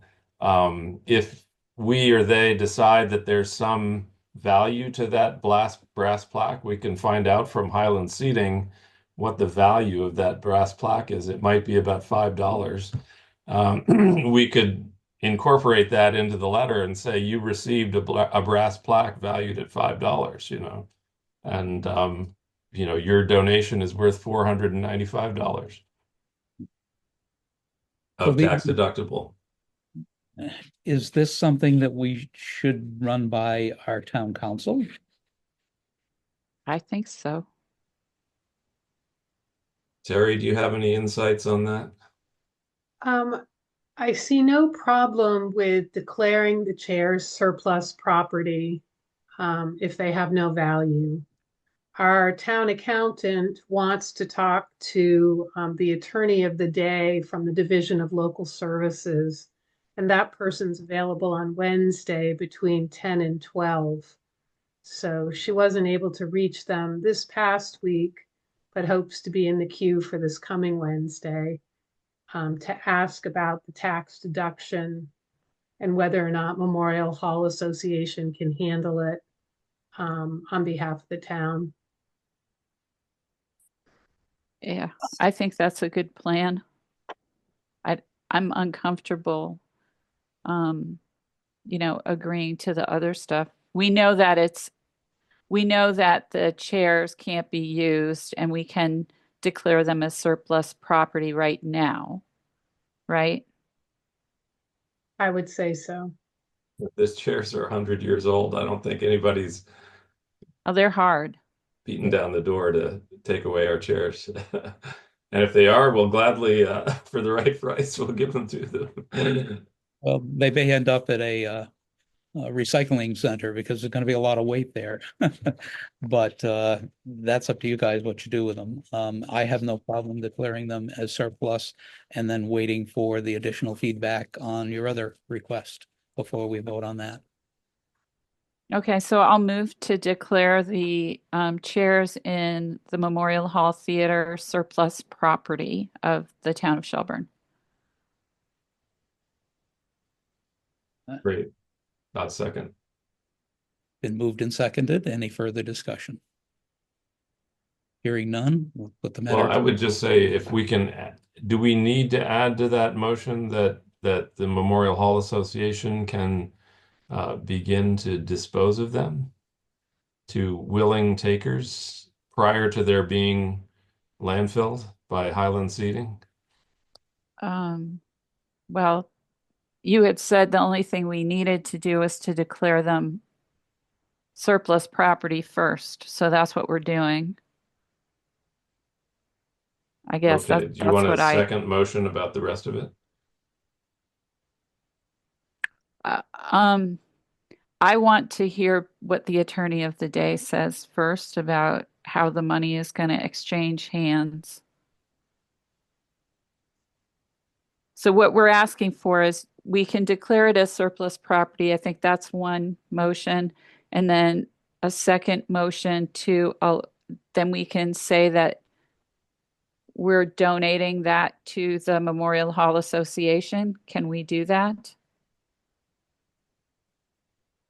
Well, the way that the contract currently works that we have signed and agreed to with Highland Seating is that they're going to haul away the seats. I think they're going to charge us about $15,000 to landfill the seats.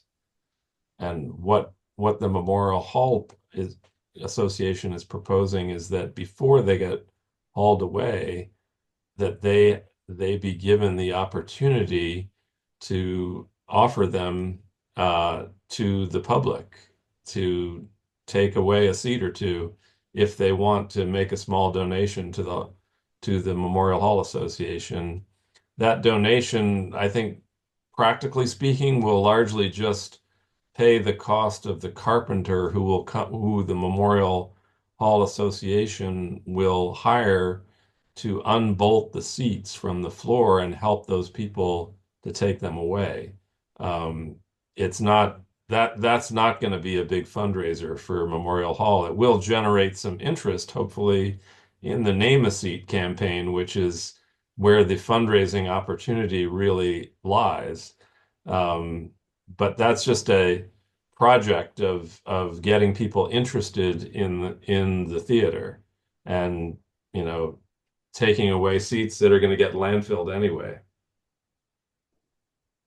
I don't see the point of declaring them surplus without also saying that we turn them over to the association to dispose of, or some wording like that. So if you'd rather wait until we have feedback on that aspect of it, say so.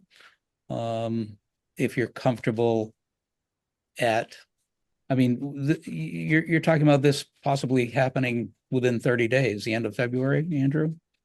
Yeah, Well, and there's already been an article about this in the, West That's- County Shopper, whose Yeah. deadline was last week.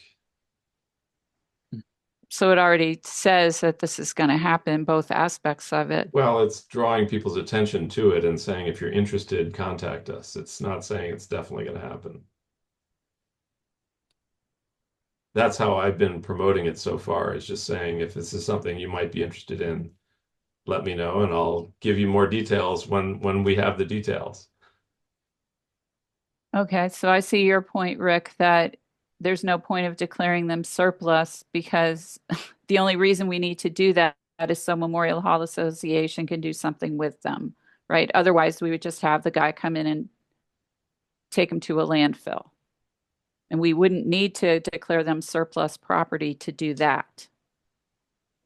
Yes, don't we? Don't we need to declare them surplus property to have them removed and disposed of? I don't know the answer to that. Do you know, Terry? They're of little or no value, so the board can declare them little or no value and dispose of them as they see fit. We did that with the gym equipment at Cowell Gym. We've done it before with highway equipment of little or no value. Then why don't we do a motion that declares them as surplus to be disposed of by the Memorial Hall Association as they see fit. And if they choose to do something that they need to come back and ask us for approval for fundraising component to that, That's fine. then we can do that. Does that make sense for you, Andrew? That sounds fine for the first part of it, yeah. Okay, so I will amend my motion to declare the seats in Memorial Hall as surplus property to be given to the Memorial Hall Association to do what they will. Prior to the Highland Seating landfilling project that we've already signed up for. Okay, prior to the Highland Seating landfill project or whatever, the Highland Seating project. Perfect. Andrew, care to second? Second, yeah. Motion has been made and seconded. Any further discussion? Hearing none. Tricia? Aye. Andrew? Hi. And I am aye. Motion passes 3-0. Great. And I don't want to, don't feel that I, as an individual, am hesitant in your other proposal. I think they're great ideas. I think we just need to know that it's okay to do that and how it should be done. And we may have that answer by our next meeting. Great. Terry, do you know offhand if this sort of naming project has precedence for other? I'm pretty sure that there are a lot of town hall theaters that do that kind of thing, but I don't know if you have any insight on that in particular. I do not have any insight on it, no. Okay.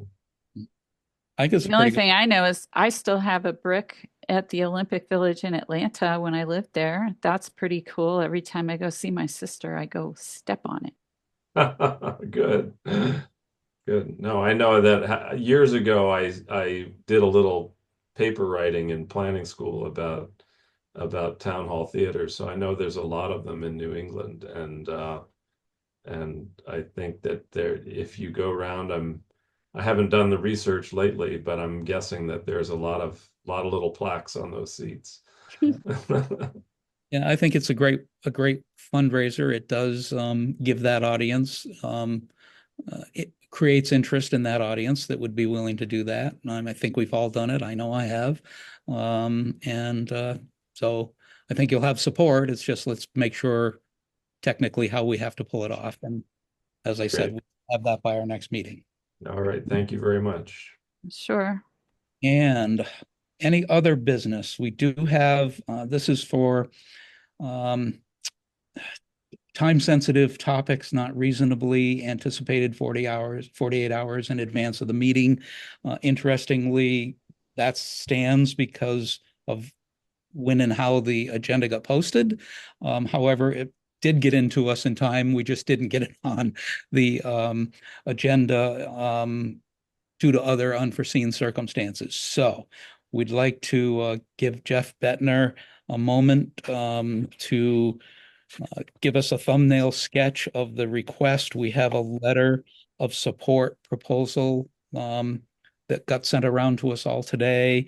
This is a grant application, no cost to the town, and is due the 30th, given the time-sensitive nature of us dealing with it this evening, as opposed to our next meeting, which is beyond the opportunity to make the application.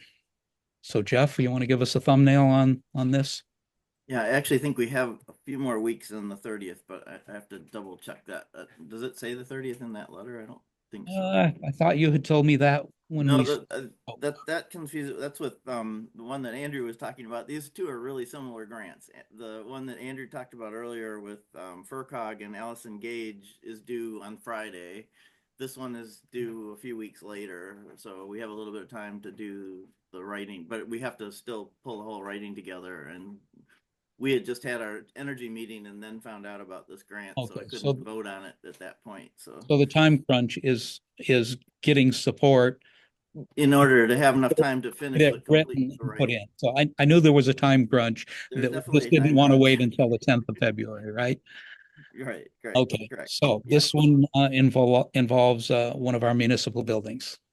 Right. So this is what we're proposing is to have a study done for a meta grant, which is a municipal energy technical grant that would actually be drafted by Weston and Sampson, who was asking for our support, and they would actually do the work to follow through on it for the police station in town. And this is one that's a really high priority for us on the energy committee, that we've kind of targeted the police station, as we know very little data on it. So it's really, we need some background data even just to get it accepted by green communities. And so this is kind of the first stage of trying to get it on the green communities list. So if they do this work, the really nice benefit for us is they're doing most of the work, they're putting it all together. And then we can use that to go to green communities later, using that grant as a way to get it funded. So so it works out really well. And it also works really well with Allison Gage's grant, which is due this Friday. She's actually pulling together a number of communities similar to what you were talking about earlier, because we have the Buckland Shelburne School, we have the Buckland police station, the Buckland fire station.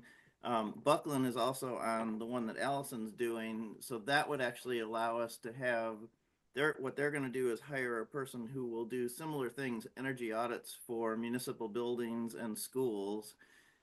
So even the Buckland Shelburne Elementary School could be done on this grant, because Buckland is also going to be a co-writer on writer on the on Allison's Mass Save grant. So that's a nice way. Hopefully her grant goes through, because it would really allow a number of communities, like Shelburne and Conway is on it.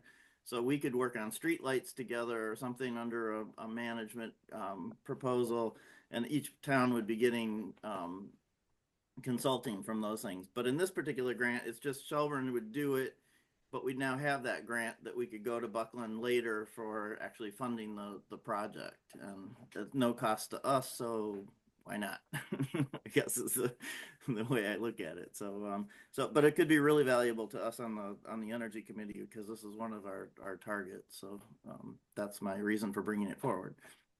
Great. If there's any question. I have none. Any questions from Tricia or Andrew?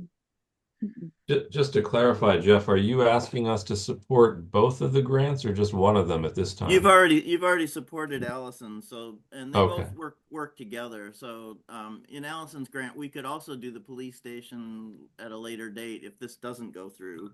So if this does go through, we'd probably use Allison's grant for, Shelburne Buckland schools or some other building. We could use it however we want, because that's just a consultant for the next 3 years that we would actually have access to. So we could basically do all the buildings in Shelburne for Allison's grant. So we really hope we get that one. But if not, this meta grant gives us about anywhere from $15,000 to $25,000 worth of consulting for no cost. It's because it's paid for by Mass Save to try and save energy down the road. So. Right. So you just need us to give our blessing to this? Exactly. Does this require a motion? Yeah. Probably yes. It's to support the letter that went around this Correct. afternoon. Yep. Okay, I move to support the letter to Weston and Sampson regarding the Town of Shelburne Municipal Energy Technical Assistance Grant application for the police department. Second. Thanks. Been moved and seconded. Any further discussion? Hearing none, we'll put the matter to a vote. Tricia? Aye. Andrew? Aye. And I am aye. Motion passes 3-0. Thanks, Jeff, for staying on top of all these things and pulling them together. And I'd just like to have a few months notice. yeah, if you don't get it, you can't pass it on. So we understand. Exactly. So I apologize for coming so late to these, but this one No problem. just we couldn't pass it up. It was too good of an opportunity. So Worthy project for sure. And thank you again. thanks. Oh, sure. All right, our Thank next you, Jeff. Thank you guys. Appreciate it. Our next regularly scheduled meeting is February 10th. Any other business? I have a couple of things. I'd like to know what the actual policy is for putting items on the agenda because I had sent something to Terry and that was, not included today. And I really believe that it is a timely situation because it involves a public hearing that's going to happen at the end of February, and that needs to have its a couple of weeks notice. And I wanted to be able to discuss this with the board to make sure that we were all aware of what the town's obligations were. So I had asked for that, and it's not on the agenda. And I Can was we address told it under any other business? Well, I would like to, if we could do that right now. And also just to know about how things get on the agenda. So, I don't Go know that ahead. there's a policy. If there is, Okay. it was never given to me. So it's a matter of when it comes in, what's on the agenda already. And originally, I was under the impression the school committee was asking for an hour block of time tonight, but it's actually not. And I found that out later. It's next week or the following, I forget. But we've booked that. So Terry, I'm sorry, go ahead. Rick, I was just going to answer Tricia's question to the best of my knowledge. Getting things on the agenda involves just sending them to Terry with a request, and then Terry reviews the items that have come in with the chair before posting the agenda. Is that generally your understanding of how it works? That is correct. Yeah. I apologize. This week was a little tricky for me, or the prior week, because I had a family emergency. Mhm. I also believe that I responded to you that I was going to address your concern first amongst the small town administrators network so that I'd have more information before bringing the topic to the board. Right. Which I And did I do today. appreciate that. Yeah. And I know you did. The issue was when I had asked about it too, it does need to be dealt with in a timely fashion so that there isn't a problem when the planning board sends out the information for their February 25th hearing, which requires like 2 weeks notice, but it's more than that because it has to get to the newspaper ahead of those 2 weeks. And we're going to be meeting on the next time it's going to be after that date, that deadline date for the recorder. So that's why I wanted to try to, at least for us to discuss it right now, to know what to do so that the planning board will be okay with whatever needs to happen, that they have the select board's permission to go forward. So that's why I wanted to do it today. Go ahead, give us a thumbnail overview of what it was you wanted to bring forward.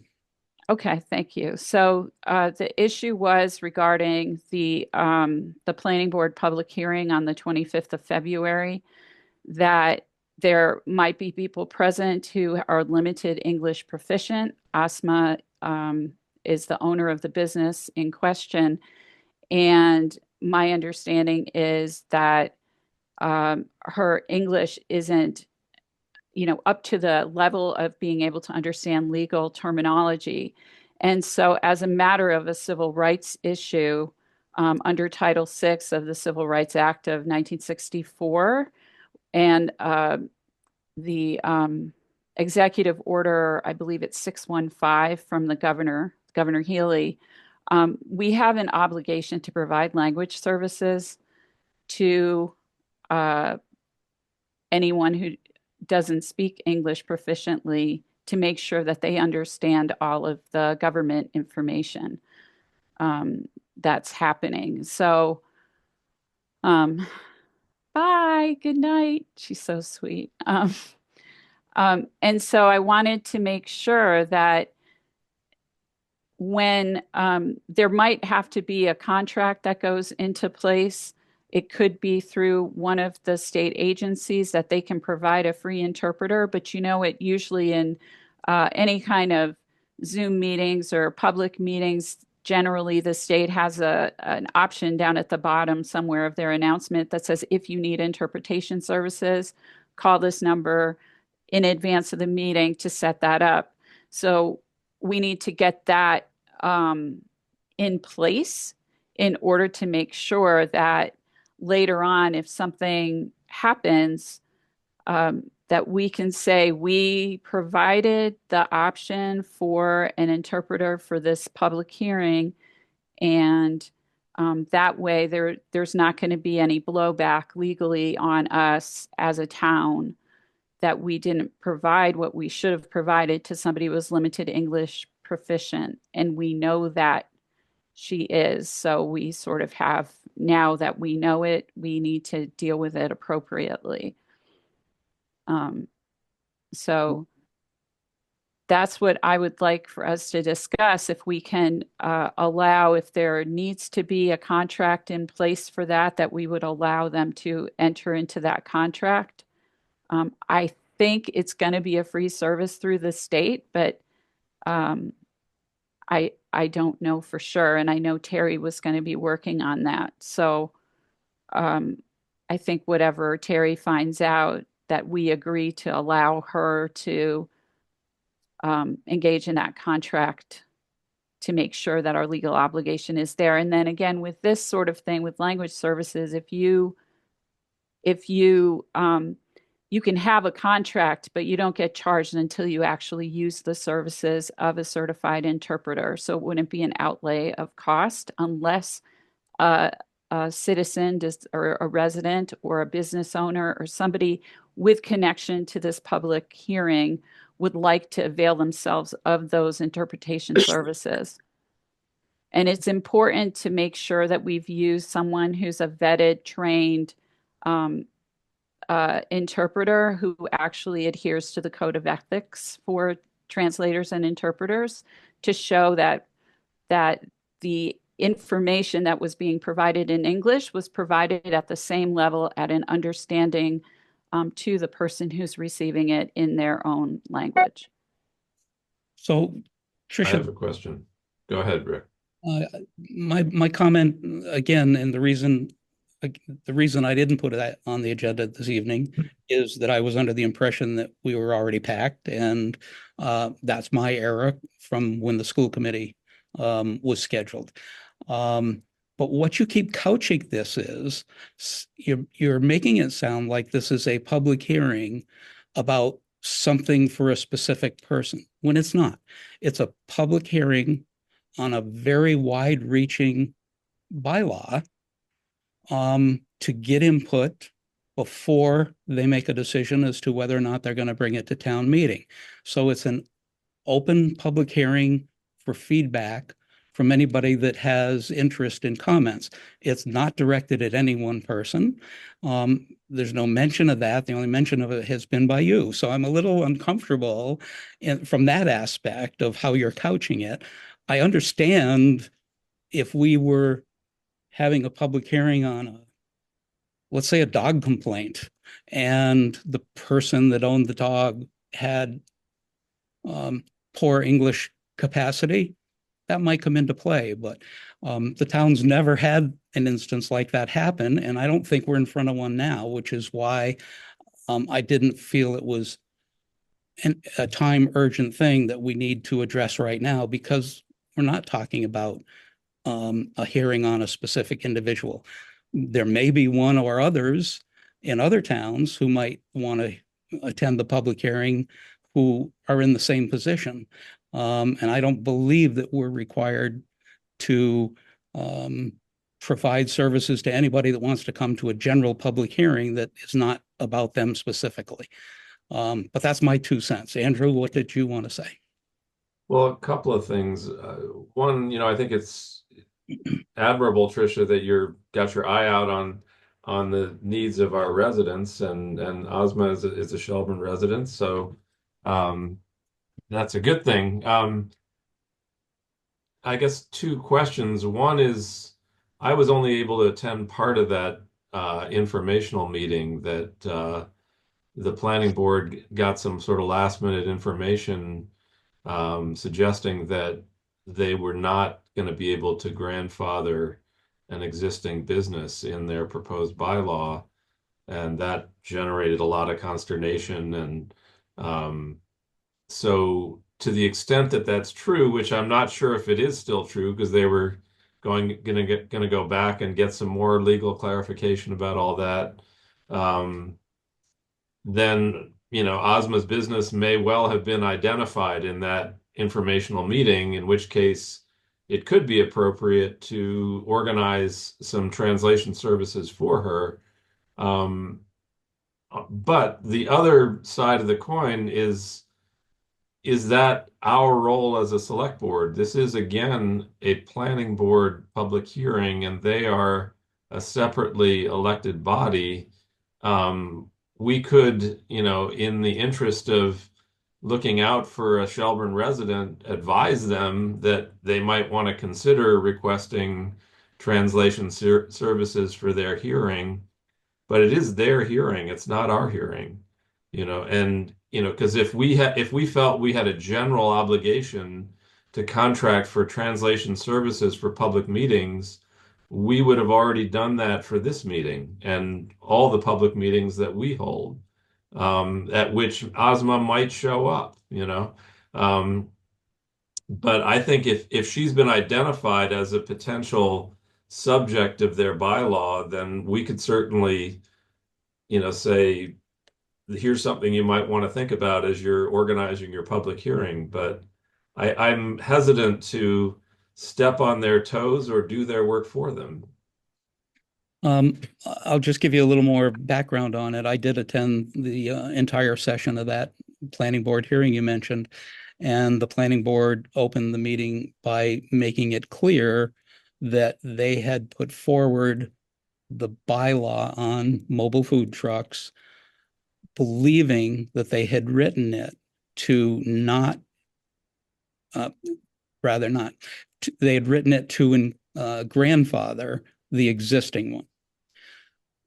Town council, an hour before that hearing, said no, it would have had to been a permitted structure or operation in order to get grandfathered. So they thought, well, now that's out the window. However, the zoning board of appeals members were there and shared that there's another bylaw that actually does permit it, and that would then allow the grandfather option to happen.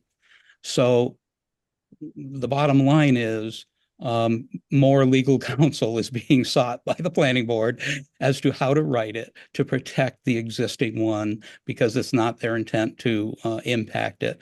And that will play out by them, as you say. That's their responsibility. And from what I saw, they're doing everything in their power to do it right and make sure that there's a way to keep the existing and regulate future mobile food organizations.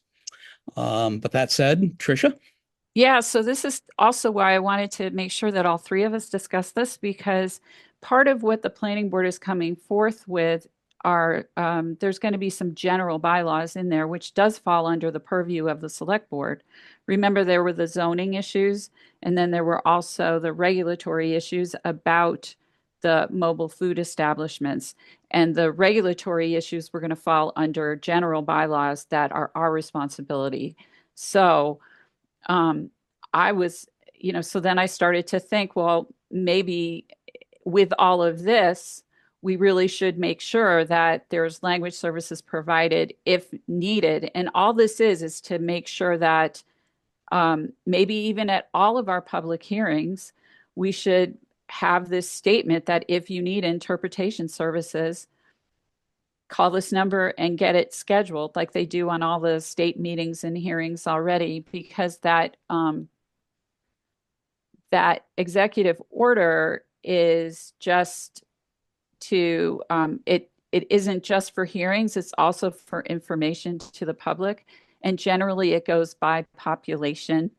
If you have a certain number of people in your town that don't speak a language, then you have to provide, say, Haitian Creole or whatever it is that your population speaks. And I know we don't have that here, but in this particular case, especially with, there's some potentially legal liability there, I just thought it would be prudent for us to investigate what our exact legal obligation is here. And then we know, like what Andrew was saying, maybe we just give a heads up to the planning board, or also so we know when this goes to town meeting, what needs to happen.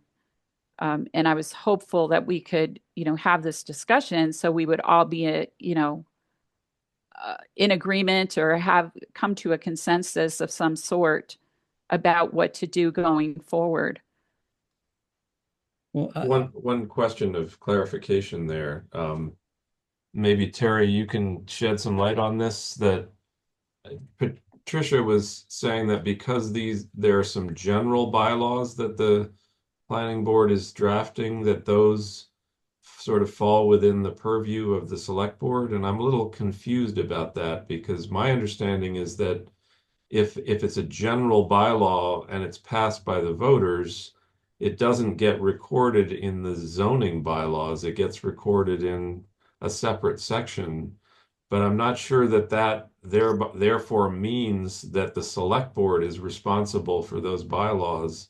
Can you clarify what our role is in regard to general bylaws? Because my thought was those are still things that are crafted by the planning board.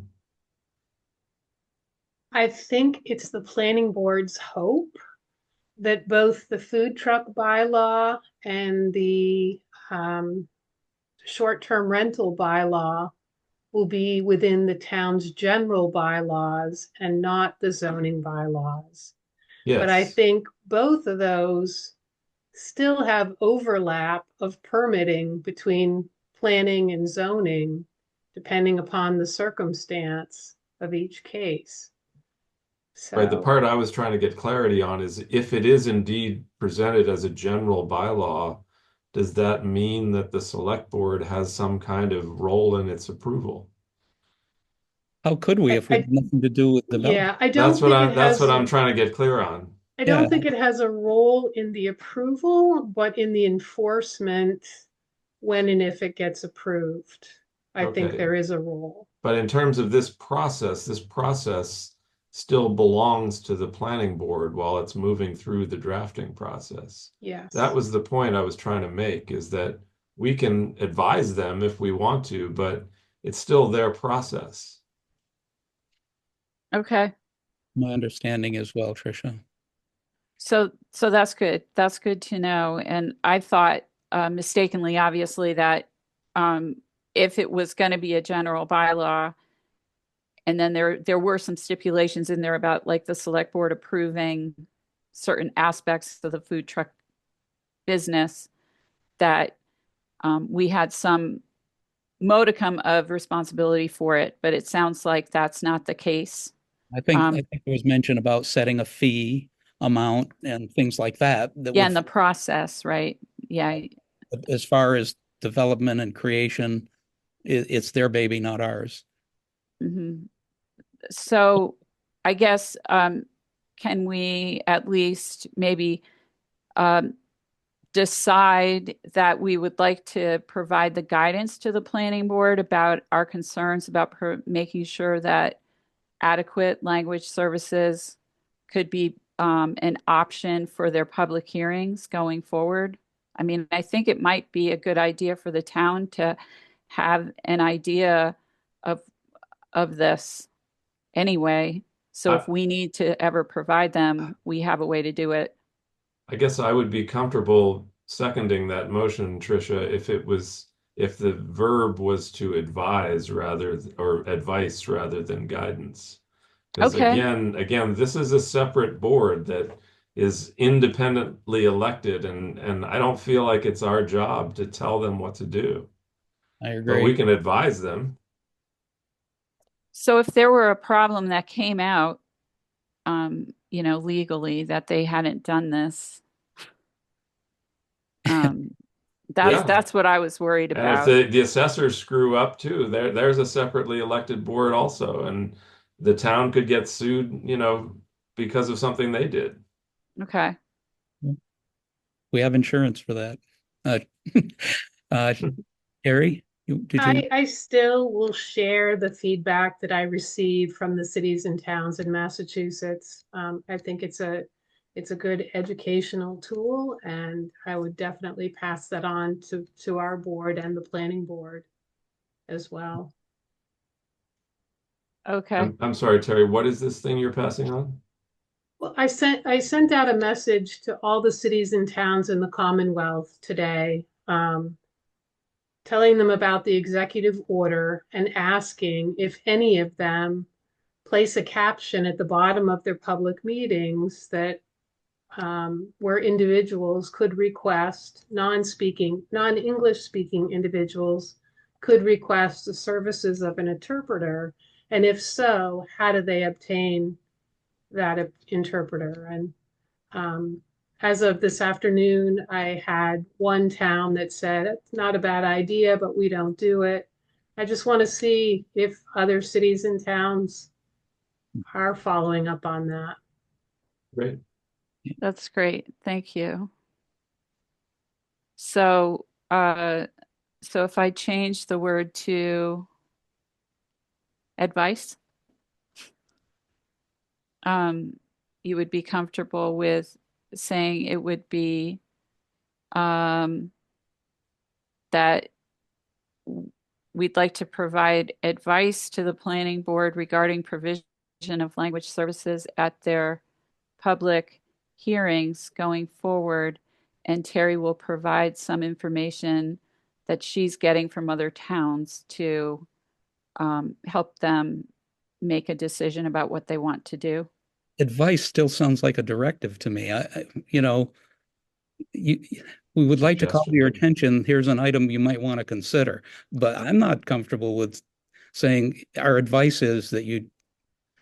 Yeah, I mean, especially since we don't yet know we don't yet know what it is we're advising them of in terms of what we think a best practice is. I think Terry might be able to give us more insight into that. But in the meantime, if you want to I like Rick's language of saying let's just make them a suggestion that given the feedback and the attendance you got at the informational meeting you held, you might want to consider having translation services available at your public meeting. But that would be just a suggestion.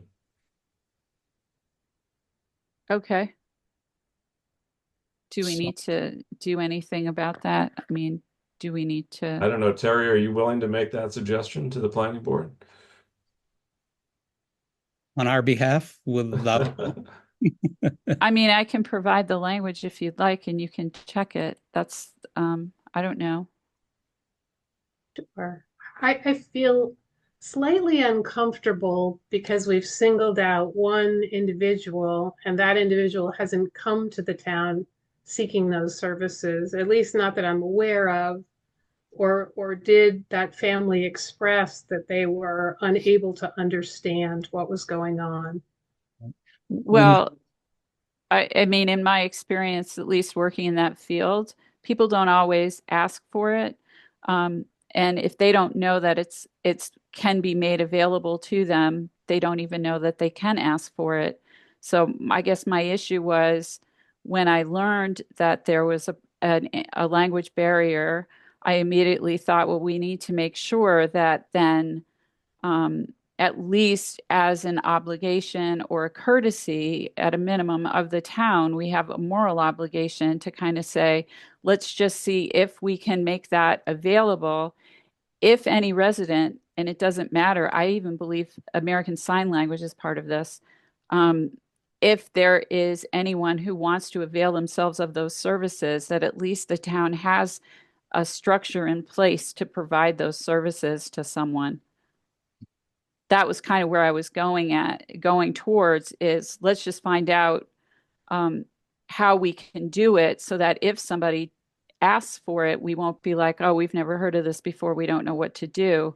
And then going forward, the town can always provide this statement that says if you need interpreting services, you just have to schedule them in advance like everybody else, Mhm. and then we know how to do it. But Terry, is just in terms of that knowing how to do it, isn't that written into our ADA plan? No, interpretation for language is not a disability. This is an accommodation, but it's, What if you have a hearing disability and you need ASL services? well, then that would be, a disability. yes. Yeah, but It- that's a request for translation services and for accommodation. You're And, right. you know, It's That's not, exactly right. And that's a different because that's the ADA, and this is Mhm. actually a civil rights question. Mhm. So different statutes legally. But you're absolutely right, Andrew. In a lot of places, they just combine all of those language services under one umbrella. It's not separated by, well, if you need ASL, that's over here. But if you need, Haitian Creole or Chinese, that's over here.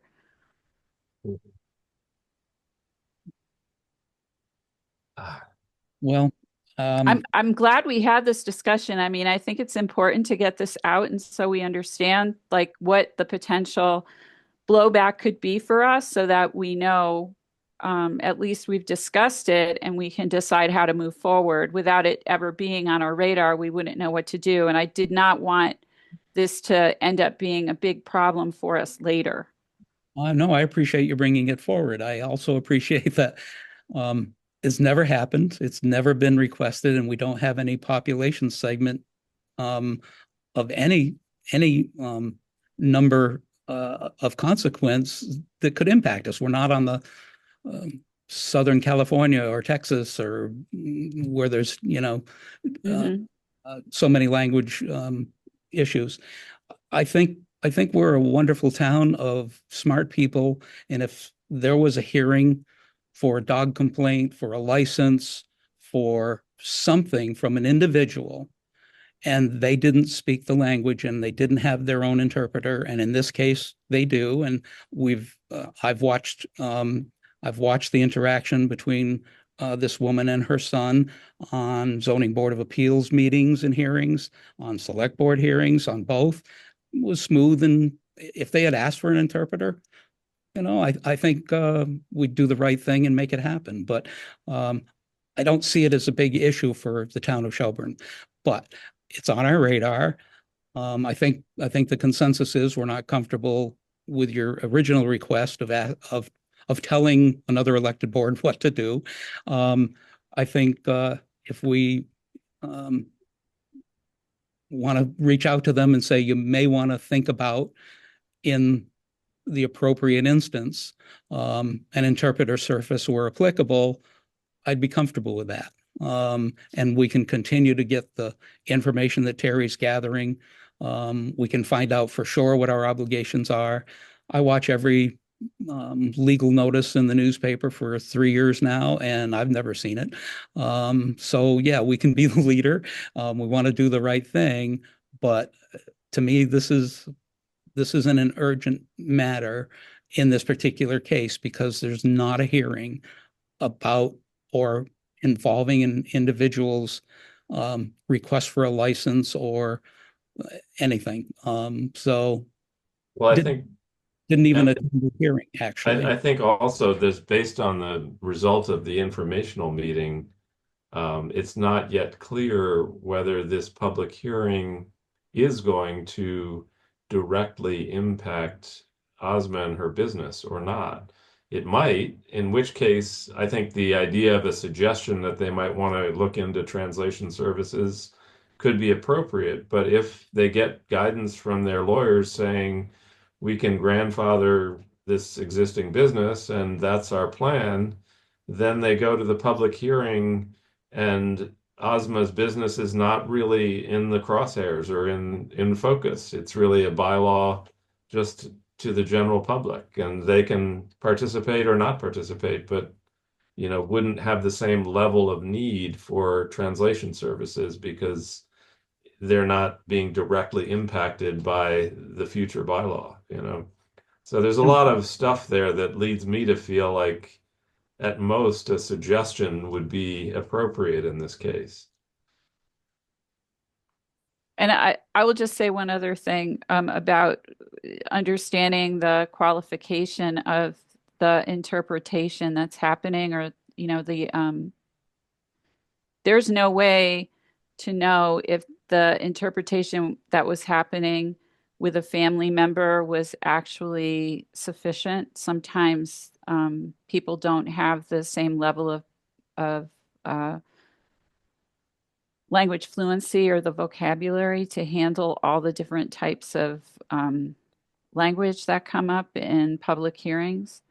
And so that's kind of where, I understand from having been in the business that you have to be really careful about if there's any type of important thing going on with medicine or a legal thing, that those people actually know how to interpret those words correctly, because they can make a huge, huge difference. I mean, I can tell you of stories where it was like multi-million-dollar lawsuits that happened because a word was interpreted incorrectly because it wasn't by a trained interpreter. So that's all. It's just to be aware. That's a complicated subject, though. I mean, Yeah. we're talking about Seems simple. food truck. Well, no, but it seems simple, but little things can happen and cause a big problem. So, I'm always thinking of emergencies and how to prevent and be careful. So that's all. Thank you for taking the time. Okay. All right, moving on to correspondence. We do have Todd Senecal, is that how you pronounce it? Senecal.